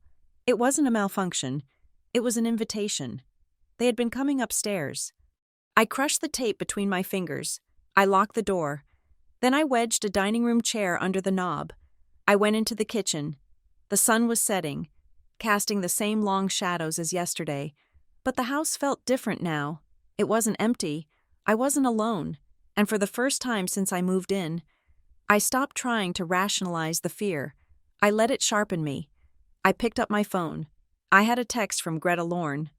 "Hi, Hazel. Just checking in. Heard you had some trouble with the alarm system. Let me know if you need a recommendation for a technician. We want you to feel safe." I stared at the screen. I hadn't told anyone about the camera. I hadn't told anyone about the alarm system. She knew. I typed back. My fingers steady. "Thanks. Greta, all sorted. Just a battery issue. Loving the neighborhood." I hit send. Then I went to the knife block and pulled out the largest chef's knife I owned. I sat on the couch, the knife on the cushion beside me, and I waited for the night. Wednesday morning was a performance art piece titled "Everything is Fine." I sat at the kitchen island, a mug of cold coffee in my hand, my phone propped up against a fruit bowl. On the screen, my daughter Lily was a pixelated burst of sunshine. She was wearing a tie-dyed shirt I had helped her make 3 weeks ago, back when my biggest worry was whether the dye would stain the driveway. "Look, Mom," she shouted, holding up a lopsided clay pot. "It is a coil pot. We fired it in a kiln that is basically a giant oven. It is beautiful." "Lil," I said. I forced my facial muscles into a smile that felt like it might crack the skin. "What are you going to put in it, pencils?" she said. "Or maybe rocks. I found some cool rocks in the creek. That sounds perfect." I looked at her bright, unburdened face. Behind her, I could see bunk beds and hearing the distant chatter of other girls. She was safe. She was in a world where the biggest danger was poison ivy or a bad cafeteria lunch. She didn't know that directly beneath my feet, 20 feet down in a concrete box. A woman named Mara was eating saltines and urinating in a bucket because she was afraid to make the plumbing vibrate. "Are you okay?" Mom Lily asked, leaning closer to the camera. The connection lagged, freezing her face in a look of concern. "You look tired. I'm just missing you." I lied smoothly. "The house is too quiet without you." "Don't be sad," she said. "I will be home in 3 days, and then we can make pizza." "Pizza," I repeated. "I can't wait." We said our goodbyes. I blew a kiss to the camera. I waited until the screen went black before I let my head drop into my hands. 3 days. I had told Mara I needed 24 hours, but looking at the calendar, looking at the reality of the situation, I knew 24 hours wasn't enough. I was trapped in a timeline I couldn't control. I needed help, but I couldn't call the police. The memory of Officer Miller's voice, "I know you are down there," still made my hands shake. I couldn't call the FBI because I didn't have a crime. I had a squatter in my basement and a conspiracy theory. I needed someone who investigated things that sounded crazy. I went to my car. It felt safer to make calls from the driveway, surrounded by glass and steel, than inside the house where the vents carried secrets. I pulled up a podcast I had listened to during the divorce, Civic Dark. It was an investigative journalism series that focused on municipal corruption, small towns with big secrets. They had done a season on a water board in Michigan that was poisoning wells, and another on a zoning commission in Florida that was laundering cartel money. I found the tip line on their website. It was a 1-800 number. I dialed. It went to voicemail. A gravelly voice said, "This is the Civic Dark secure line. Leave a message. If you are in danger, hang up and call 911. If the 911 operators are the danger, keep talking." I took a breath. "Hi," I said. "My name is Jane." I hesitated. Paranoia was a physical weight on my chest. I live in a suburb outside Seattle. It is called Alderbrook Heights. I think the entire development is a front. There are tunnels under the houses. I found a woman walled up in my foundation. The HOA is monitoring us. They have jammers that block audio recording. I looked out the windshield at the street. A delivery truck rolled by. I ducked instinctively. "I have documents," I said, though I didn't yet, "but I can get them. Please, if you look into the North Pine Meridian group, I think you will find something." I hung up. I didn't leave my number. I hoped they would trace it, or maybe I hoped they wouldn't. I just needed to put the information somewhere else. So if I disappeared, the story wouldn't vanish with me. I went back inside. I unlocked the basement door, then the utility room door. Mara was awake. She had organized the small room with military precision. The water bottles were lined up. The sleeping bag was rolled tight. She was sitting on the floor, reading the label on a bottle of bleach. "How is the ankle?" I asked. "Colorful," she said. She pulled up her pant leg. It was swollen, bruised purple and black, but she could wiggle her toes. "I brought you a bagel," I said, handing her a paper plate. She took it like it was gold bullion. "We need to talk about the documents," I said, sitting on the cool concrete floor beside her. "You mentioned falsified minutes." Mara swallowed a bite of bagel. "They hold the real meetings in a private room at the country club." She said, "The meetings you go to, the ones at the community center, those are theater. They vote on flower bed colors and holiday decorations. But at the real meetings, they vote on easements. They vote to rezone utility access." "How do they do that without the homeowners knowing?" I asked. You need signatures. You need a quorum. Mara looked at me grimly. They have the signatures. She said, They forged them. She leaned forward. Hazel, go get your closing packet. The big stack of papers you signed at the title company. I ran upstairs to my office. I grabbed the heavy file box. I brought it back down to the utility room. We sat under the singular, buzzing fluorescent light. I opened the file, find the covenants, conditions, and restrictions acceptance form. Mara said, I flipped through the pages. The smell of fresh paper and toner was nauseatingly normal. Here, I said. I looked at the bottom of the page. There was my signature, Hazel Bryant, written in blue ink. It looked like my signature. Look closer, Mara said. Look at the H. I squinted. I usually wrote my H with a sharp, angular crossbar. It was a habit from architecture school block lettering. The H on the paper had a loop. A small, graceful loop at the top of the vertical line. I stared at it. That is not me, I whispered. Turn to the page about subsurface rights, Mara said. I turned. There it was again, Hazel Bryant. But this time, the B in Bryant was different too. It was rounder, softer.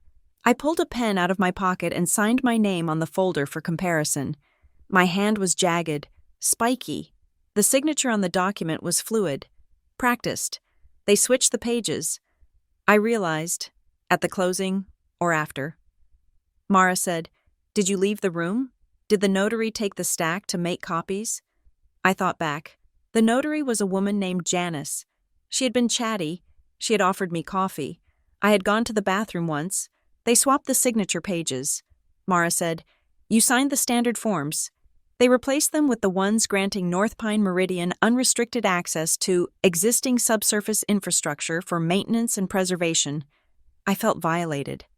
It was worse than someone breaking into my house. They had stolen my name. They had used my own hand to sign away the safety of my home. So legally, I said, my voice trailing off. Legally, you gave them permission to be in the tunnel. Mara said, If you call the police. Greta pulls out this document. She says, Look, Ms. Bryant authorized the maintenance crew. She is just confused. I slammed the folder shut. Dust motes danced in the light. This isn't confusion. I said, This is fraud. And that is why they killed Vance. Mara said quietly, Because he figured it out, and he tried to rescind his signature. I looked at the utility room door, the deadbolt I had locked from the outside. I am going to the meeting tonight, I said. Mara's eyes widened. No, Hazel, no, that is suicide. I have to. I said, The email said there is a General Assembly meeting at 7. If I don't go, I look suspicious. I am the new homeowner. If I am hiding in my house, they will think I know something. I have to go there, smile, and act like the only thing I am worried about is my lawn. You can't let them see you crack, Mara warned. Greta is a predator. She smells fear. I stood up. I smoothed my shirt. I am not afraid anymore. I lied. I am angry. I left Mara in the utility room. I locked the door. I locked the basement. I went outside to get some air. The afternoon sun was warm, a sharp contrast to the cold fury sitting in my stomach. Mateo was there. He was edging the driveway, the weed whacker buzzing like a hornet. When he saw me, he cut the engine. The silence rushed back in. Ms. Bryant, he said, tipping his baseball cap. Hi, Mateo, I said. I grabbed a pair of gardening shears from the porch, pretending I had come out to prune the roses. He watched me for a second. He didn't move to start the engine again. You look intense, he said carefully. I paused, holding the shears over a perfectly healthy rose bloom. Do I asked. He walked a few steps closer. He lowered his voice. You look like you are hunting. Ms. Bryant? I looked at him. He was young, but he wasn't stupid. He had heard the crying, too. He knew something was wrong with this house. Mateo, I said, I want to ask you something, and I need you to be honest with me. No customer service voice. Okay, he said. Have you ever seen anyone unauthorized? In the yards at night, I asked, or early morning. He looked at his boots. He kicked at a loose piece of gravel. Not unauthorized. Exactly, he said. What does that mean? He sighed. He looked around the street, checking the windows of the neighboring houses. Sometimes, he said, when I am mowing, people come up to me, men in suits, or sometimes just guys in work trucks. They give me cash. Cash. In an envelope, he said. Usually a couple $100. They tell me to skip certain houses that week, or to ignore the backyard. They say, "We are doing some soil testing. Don't worry about the grass back there." I felt a chill. And did they ever pay you to ignore this house, I asked, before you moved in? Yes, all the time. And since I moved in, he hesitated. Last week, he said, a guy gave me $300. He told me not to mow the strip by the basement window well. He said they were treating it for termites and didn't want the vibration to disturb the bait. Termites, I repeated, or a woman screaming for help. Matteo pulled his phone out of his pocket. I shouldn't show you this, he said. But you were nice to me. You tipped me when I was freaking out. He opened a text thread. The contact name was just a period. Skip 4420. Pineview backyard today. Crew on site. Bonus attached. Below it was a photo of a Venmo transaction for $300. Who is that, I asked. It is a burner, Matteo said. I tried calling it once. It is dead. But look at the language. Crew on site? Perimeter check. It sounds like military stuff, not landscaping. Can you send me that screenshot, I asked. He nodded. He tapped the screen. My phone buzzed in my pocket. Ms. Bryant, he said, putting his phone away. Whatever is going on, be careful. My cousin, the one who mowed here before he didn't just quit. He got run off the road one night. Cops said it was a drunk driver, but they never found the other car. I gripped the shears until my knuckles turned white. Thank you. Matteo, I said, go home. Don't come back this week. I will pay you for the full month. Just stay away. He looked relieved. Good luck, he said. He packed up his truck and left. I watched him go, feeling like I had just sent the last civilian off the battlefield. Danny arrived at 5. She parked her Mini Cooper around the block and walked through the neighbors' yards to get to my back door, wearing a hoodie and carrying a thick manila envelope. Ninja mode, she said, slipping into the kitchen. What did you find, I asked. Danny worked at the county library. She had access to archives that weren't digitized, the kind of boring local history that no one looked at. She dumped the envelope onto the island. Photocopies of old newsletters spread out. The Alderbrook Gazette. Look at the dates, Danny said, pointing to a headline from 5 years ago. Flood damages hit heights, emergency repairs underway. The article described a catastrophic water main break that had affected 6 blocks of the neighborhood.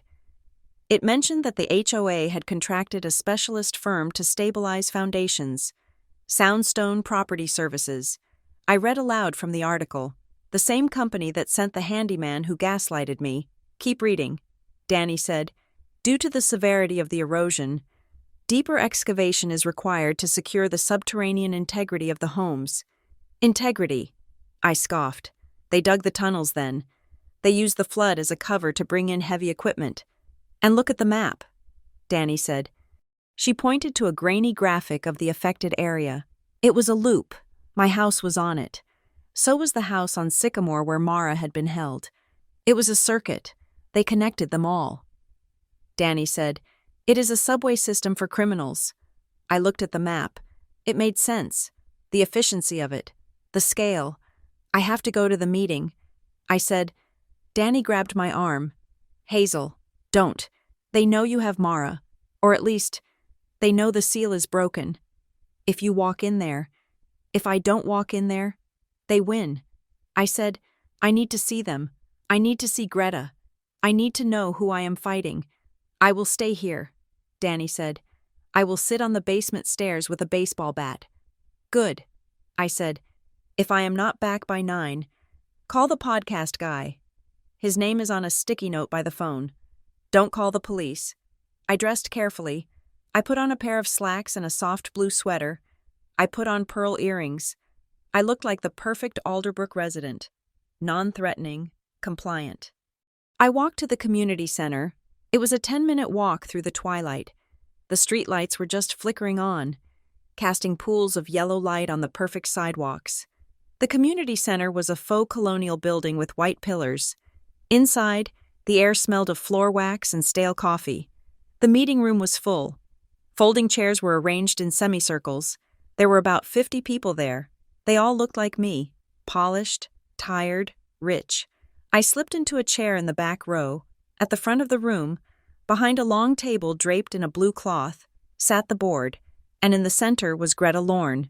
She looked immaculate. Her silver blonde bob was razor sharp.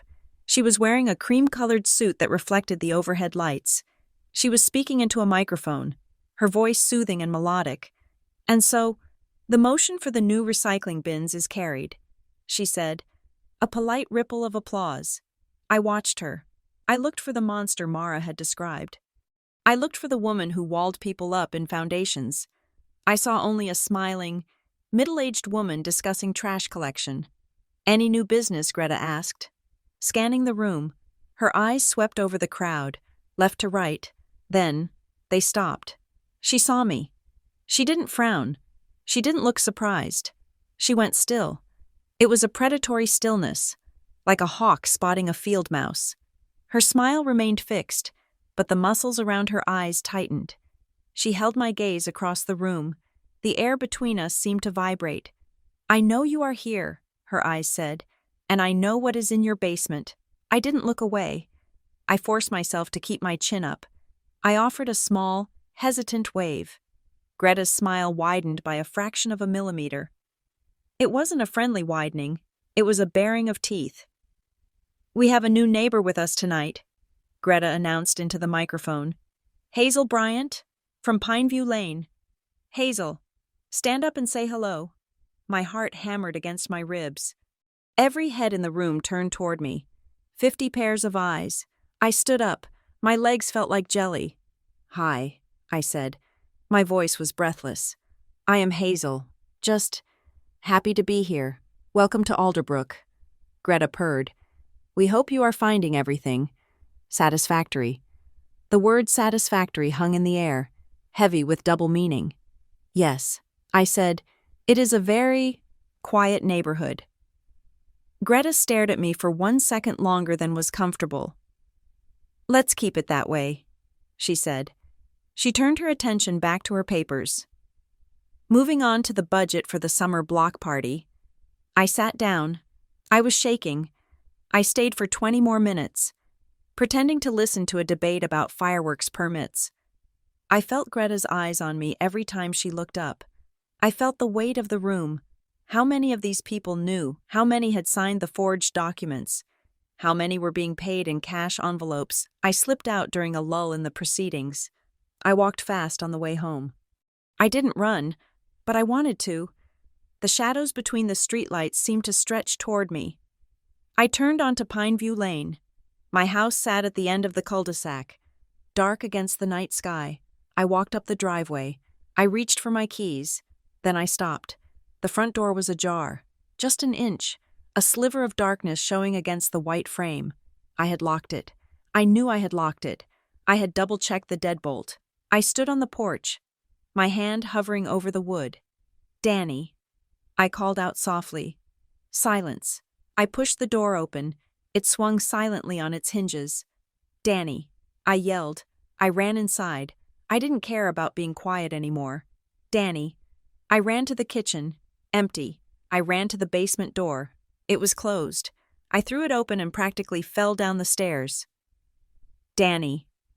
She was sitting on the bottom step, the baseball bat across her knees. She jumped up when she saw me, swinging the bat up. "Whoa, Hazel, it is me." I collapsed against the railing, gasping for air. "You are okay," I choked out. "Yeah, I am okay," she said, lowering the bat. "Why, what happened the front door?" I said, "It was open." Danny frowned. "No, it wasn't. I checked it 10 minutes ago. It was locked tight." I stared at her. I came in through the front door. "Danny, it was open." We looked at each other. Then we looked at the shelves. The hidden door. It was closed. but the stack of boxes next to it, the ones I had organized by size, were moved. They were restacked in reverse order. Smallest on the bottom, it was a message, a petty, impossible display of control. We came in. We didn't hurt your friend. We didn't take anything. We just moved your boxes to show you that we can. I ran to the utility room. I unlocked the deadbolt. Mara was there. She was curled in a ball, asleep. She woke up with a start when the light hit her. "Did they come?" I asked frantically. "Who?" she asked, rubbing her eyes. No one came. It has been quiet. I sank onto the floor. They had come into the house while Danny was on the stairs and Mara was in the room. They had moved things. They had opened the door, and no one had heard them. They were ghosts. I looked at the boxes again, on the top box, the one that had been moved to the top of the stack. There was a piece of paper. I walked over to it. It was a printout, a photograph. It was a picture of me, taken tonight, walking into the community center. But the angle was from above, from the roof of the building. Written across the photo in red marker were 3 words: "We hear you." I crumbled the paper in my hand. They weren't just watching, they were toying with me. I looked at Danny, then at the closed utility room door where Mara was hiding. "They want me to run," I said. "They want me to pack up Lily and leave so they can have their house back." Danny gripped the bat. "Are we going to—" I looked at the basement ceiling. I thought about the tunnels. I thought about the signature that wasn't mine.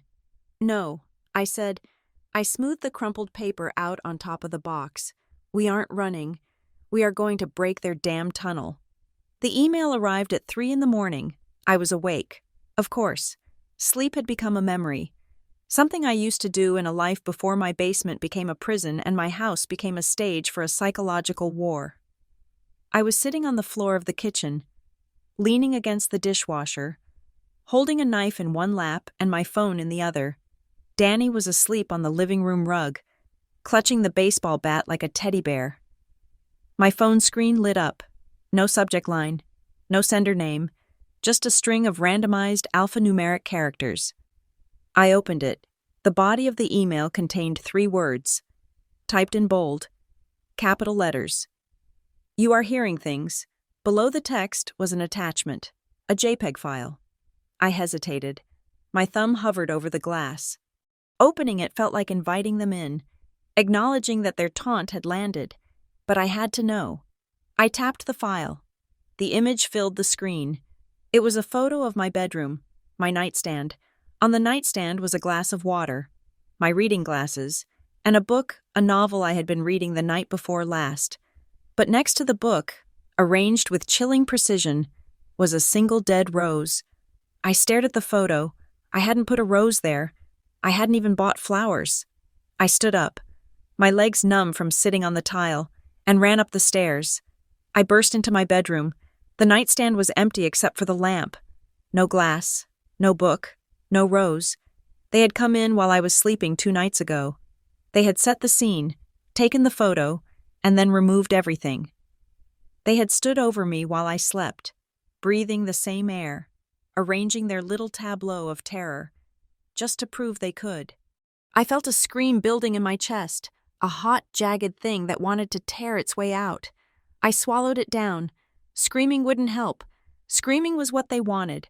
They wanted me to be the hysterical woman who cracked. My phone buzzed again in my hand. I flinched, almost dropping it. It wasn't an email this time. It was a call. Unknown caller. I stared at it. It was 3:15 in the morning. I answered. "Hello, Hazel." A man's voice, deep, gravelly, sounding like he had been smoking for 40 years. "This is Ben, from Civic Dark." I slumped against the doorframe, my knees giving way. "You called me back." I whispered. "I listened to your message," he said. He didn't sound like a radio host now. He sounded tired and serious. "You didn't leave a number, but we traced the exchange. Don't worry. We encrypted the log on our end." I don't know what to do," I said. My voice was shaking. "I can't go to the police." "I know," Ben said. "If North Pine is involved, the local PD is likely compromised. We have seen this playbook before. They buy the land, They buy the law. I found a woman, I said. They walled her up. There was a silence on the line. A heavy, stunned silence. Alive, he asked. Yes. She is in my utility room. Okay, Ben said. Listen to me. We have contacts at a nonprofit legal clinic in Seattle, the Justice Initiative. They specialize in corporate litigation and whistleblower protection. I can get a lawyer to you, a real one. Someone who can file an injunction and get federal eyes on this. When I asked, I can make the call now. He said, they can probably get someone out there by noon. Noon, I repeated. Noon felt like a year away. Noon felt like a deadline I wouldn't meet. Hazel, Ben said, his voice urgent. You need to sit tight. Do not engage with them. Do not let them know you have the witness. Just lock your doors and wait for the lawyer. I looked at the empty nightstand where the rose had been. They are already inside. Ben, I said, they have keys. They have tunnels. A lawyer with a briefcase isn't going to stop them from coming through the floor. Hazel. I have to go, I said. I hung up. I couldn't wait for a lawyer. A lawyer was a paper shield against a bullet. I needed leverage. I needed something that would make them afraid to touch me. I went back downstairs. I woke Danny. They sent a photo. I said, showing her the phone. Danny rubbed her face, looking at the screen. She didn't look scared anymore. She looked angry. Okay, she said. That is it. We are burning this house down. Metaphorically. Or literally. I am open to options. We need Mara, I said. We went to the utility room. I unlocked the deadbolt. Mara was sitting up, alert, as if she hadn't been sleeping at all. What happened, she asked. I showed her the photo. She nodded grimly. Psychological warfare. They want you to leave. They are trying to flush you out before they have to use force. Force is messy. Force leaves evidence. They prefer you to just run away screaming. I am not running. I said, I told the podcast guy I wouldn't wait. We need a weapon. Mara, you said there were documents. Mara took a breath. She looked at her hands, cleaner now, but still scraped and raw. There is a flash drive, she said. Where in the network? She said. Before they caught me. Before I woke up in the house on Sycamore. I made a copy of the ledger, and I recorded a conversation between Greta and the North Pine Regional Director. They were discussing the displacement protocols, discussing how to make the previous owner's death look like a suicide. My blood ran cold. Vance, the man who supposedly disappeared. They killed him, I asked. They called it a structural necessity, Mara said. I have the audio. I put it all on a drive. I didn't have time to get it out. So I hid it. Where is it? Mara Danny asked, leaning forward. It is in the corridor. Mara said, not the section behind your wall. Further down, near the junction box for the streetlights, there is a metal lockbox wedged behind some old conduit. I stashed it there when I heard them coming. We have to get it, I said. Mara shook her head. I can't walk, and if they see me, you don't have to go. I said, I will go. You don't know the layout. Mara argued. It is a maze, Hazel, and there are sensors, pressure plates. If you step on the wrong section, you trigger a silent alarm in the security office. Then tell us where to step. I said, draw a map. We spent the next hour huddled over a piece of cardboard from a cereal box. Mara drew the network with a shaky hand. She marked the sensors with X's. She marked the junction box. It is 3 houses down, she said. Under the Peterson house, the one with the rose garden. 3 houses. I said, we need a lookout. Danny said, if we are both in the hole. And they come into the house. I thought of Mateo. I thought of the text message. Crew on site. I will call Mateo. I said, it is 4 a.m. Danny said, he will answer. I called him. He picked up on the first ring, his voice thick with sleep. Ms. Bryant Mateo. I said, I need you to come to the back door. Don't park in the driveway. Park on the next street and walk through the yards. Is everything okay? No, I said. We are going into the tunnels. He didn't ask questions. He just said, I am on my way. Mateo arrived 20 minutes later.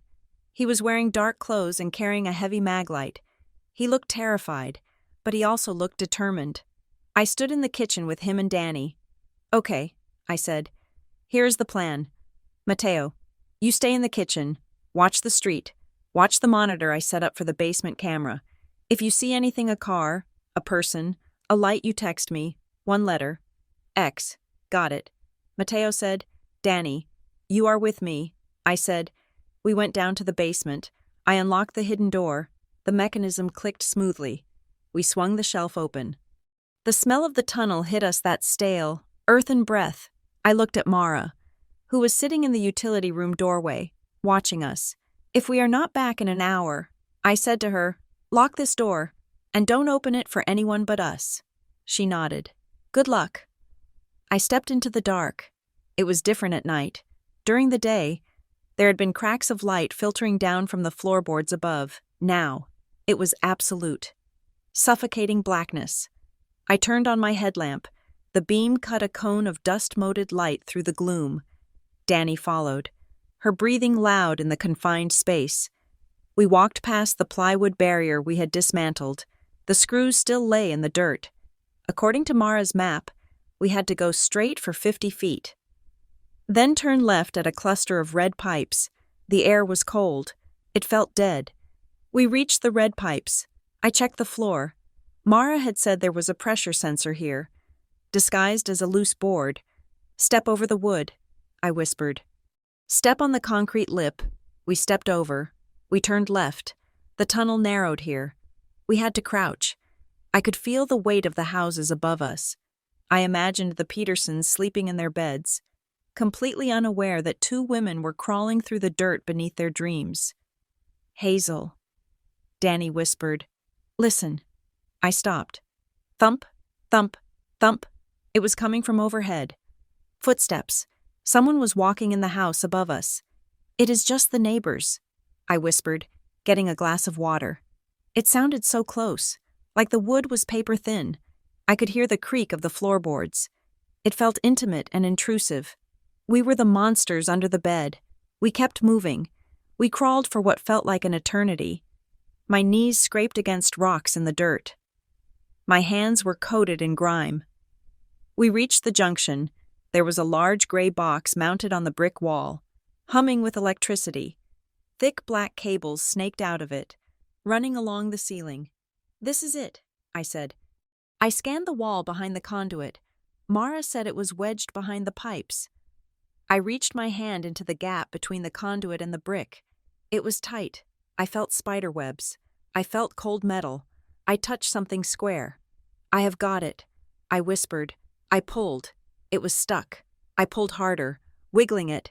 It scraped against the brick, a harsh, grinding sound. Got it. I pulled out a small, black magnetic lockbox, the kind people use to hide spare keys under their cars. I opened it. Inside was a silver flash drive. I let out a breath I didn't know I was holding. We have the leverage. Suddenly, the tunnel lit up. It wasn't a flashlight. It was a string of overhead work lights, bulbs, and cages that I hadn't even noticed strung along the ceiling. They all snapped on at once, flooding the corridor with harsh, blinding yellow light. I froze. "Run," Danny said. We turned. But from the direction we had come from the way back to my house, I heard a sound. A door opening. Metal hinges groaning. And then, footsteps. Not the soft footsteps of a neighbor overhead. These were heavy. Boots on dirt. Calm. Unhurried. Rhythmic. Crunch, crunch, crunch. Someone was coming down the tunnel toward us. They were between us and the exit. They knew. Back I hissed. "We have to go back to where Danny asked." Panic rising in her voice. "It is a dead end." Mara said the network loops. I said, "We have to find the other way around." We scrambled away from the footsteps, deeper into the tunnel system. We were running in a crouch, our backs scraping against the low beams. The footsteps behind us didn't speed up. That was the worst part. They didn't run. They just kept coming. Steady and inevitable, like a machine. We turned a corner. Another long stretch of corridor. This one was different. It was lined with file cabinets, rows of them, sitting in the dirt. We were running past the archives of the HOA. The secrets they couldn't keep in the office. Hazel. Danny yelled. Ahead of us. The tunnel was blocked. A steel grate. Padlocked. We stopped. We were trapped. I turned around. The tunnel stretched back, empty under the yellow lights, but I could hear the crunching getting louder. Crunch, crunch, think, Hazel, think. I looked at the grate. It was old, rusty. I looked at the lock. It was new. I grabbed the lockbox. I smashed it against the padlock. Nothing. The footsteps were at the corner. I could see a shadow stretching out on the dirt floor, elongated by the work lights. A silhouette of a man, wide shoulders. Hazel. Danny whimpered. I looked at the wall next to the grate. It was brick. Crumbling brick. I kicked it. Dust flew. A brick moved. Help me, I screamed. Danny and I kicked the wall. We clawed at the loose mortar. We were animals, frantic and desperate. The shadow turned the corner. I saw him, a man in a gray maintenance uniform. He wore a mask, a painter's respirator that covered his face. He held a stun baton in his hand. It crackled with blue electricity. He stopped 10 feet away. Ms. Bryant, he said. His voice was muffled by the mask. But it was calm. You are trespassing. I threw the lockbox at him. He batted it away with the baton. We kicked the wall again. A section of bricks gave way, collapsing outward into a dark space beyond. Go! I shoved Danny through the hole. She tumbled into the darkness. I scrambled after her. I felt a hand grab my ankle. I screamed and kicked back, my heel connecting with something hard, the mask. The man grunted and let go. I pulled myself through the hole. We were in another section of the tunnel. This one was dark. The lights hadn't turned on here. We ran. We didn't know where we were going. We just ran away from the light. We took turns blindly. Left, right. Then, I smelled bleach. The bleach I had poured in the sink. We are close. I gasped. We scrambled up a slope of dirt. I saw the outline of a shelf. My shelf. It was open. Mateo. I screamed. Mateo's face appeared in the gap. He looked terrified. Grab her, I yelled. He reached down and grabbed Danny's arms. Hauling her up into the basement, I scrambled up after her. I heard the man behind us. He was close. I could hear his breathing now, heavy and ragged. I threw myself through the opening, landing hard on the beige carpet. Close it, I screamed. Mateo and Danny slammed the bookshelf door shut. I leaped up and threw my weight against it. There was a thud from the other side. The man had hit the door. I fumbled for the latch. It wouldn't click. Push, I yelled. We all pushed. The heavy wood groaned, but something was jamming it. Dirt, a rock. There was a gap, a hairline gap between the shelf and the wall. I could see through it. I saw an eye, a blue eye, staring right at me from the darkness of the tunnel. It didn't blink. Open the door. Ms. Bryant. The voice whispered from the crack. I grabbed the deadbolt. I forced it over. It ground against the frame, barely catching. It wasn't sealed. It wasn't airtight, but it was held. I backed away. Chest heaving. Mateo was hyperventilating. Danny was crying silently. I looked at the gap. The eye was gone, but I could hear him breathing. He was just standing there, waiting. We have the drive, I said, patting my pocket. I had shoved the flash drive into my jeans when I threw the box. Call them, Danny said. Call the police. I don't care if they are corrupt. We need witnesses. We need noise. I pulled out my phone. I dialed 911. My hands were shaking so hard I almost dropped it. 911, what is your emergency? I have an intruder. I said. My voice was clipped. Cold. I was beyond panic. I was in survival mode. 4420 Pineview Lane.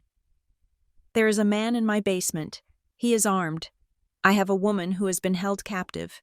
Send everyone. We have units in the vicinity, the operator said. Her voice was too calm, too fast. Officer Miller is responding. Officer Miller, the one who had come to the door yesterday. I hung up. I walked to the basement window, the one Mateo had looked through days ago. I stood on a box and peered out through the blinds. The street was dark, but across the street, parked under the shadow of an oak tree, was a police cruiser. Its lights were off. Its engine was running. I could see the exhaust puffing in the cool air. It hadn't just arrived. It had been sitting there. They were waiting. They weren't coming to save us. They were coming to contain us.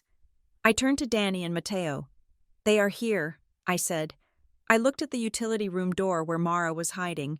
I looked at the flash drive in my hand. I looked at the basement door that wouldn't close all the way. The gap like a wound that wouldn't heal. "We aren't going to make it out the front door," I said. "Then where do we go?" Mateo asked. I looked at the ceiling. "Up," I said. "We go to the roof. And we make sure the whole world hears us scream."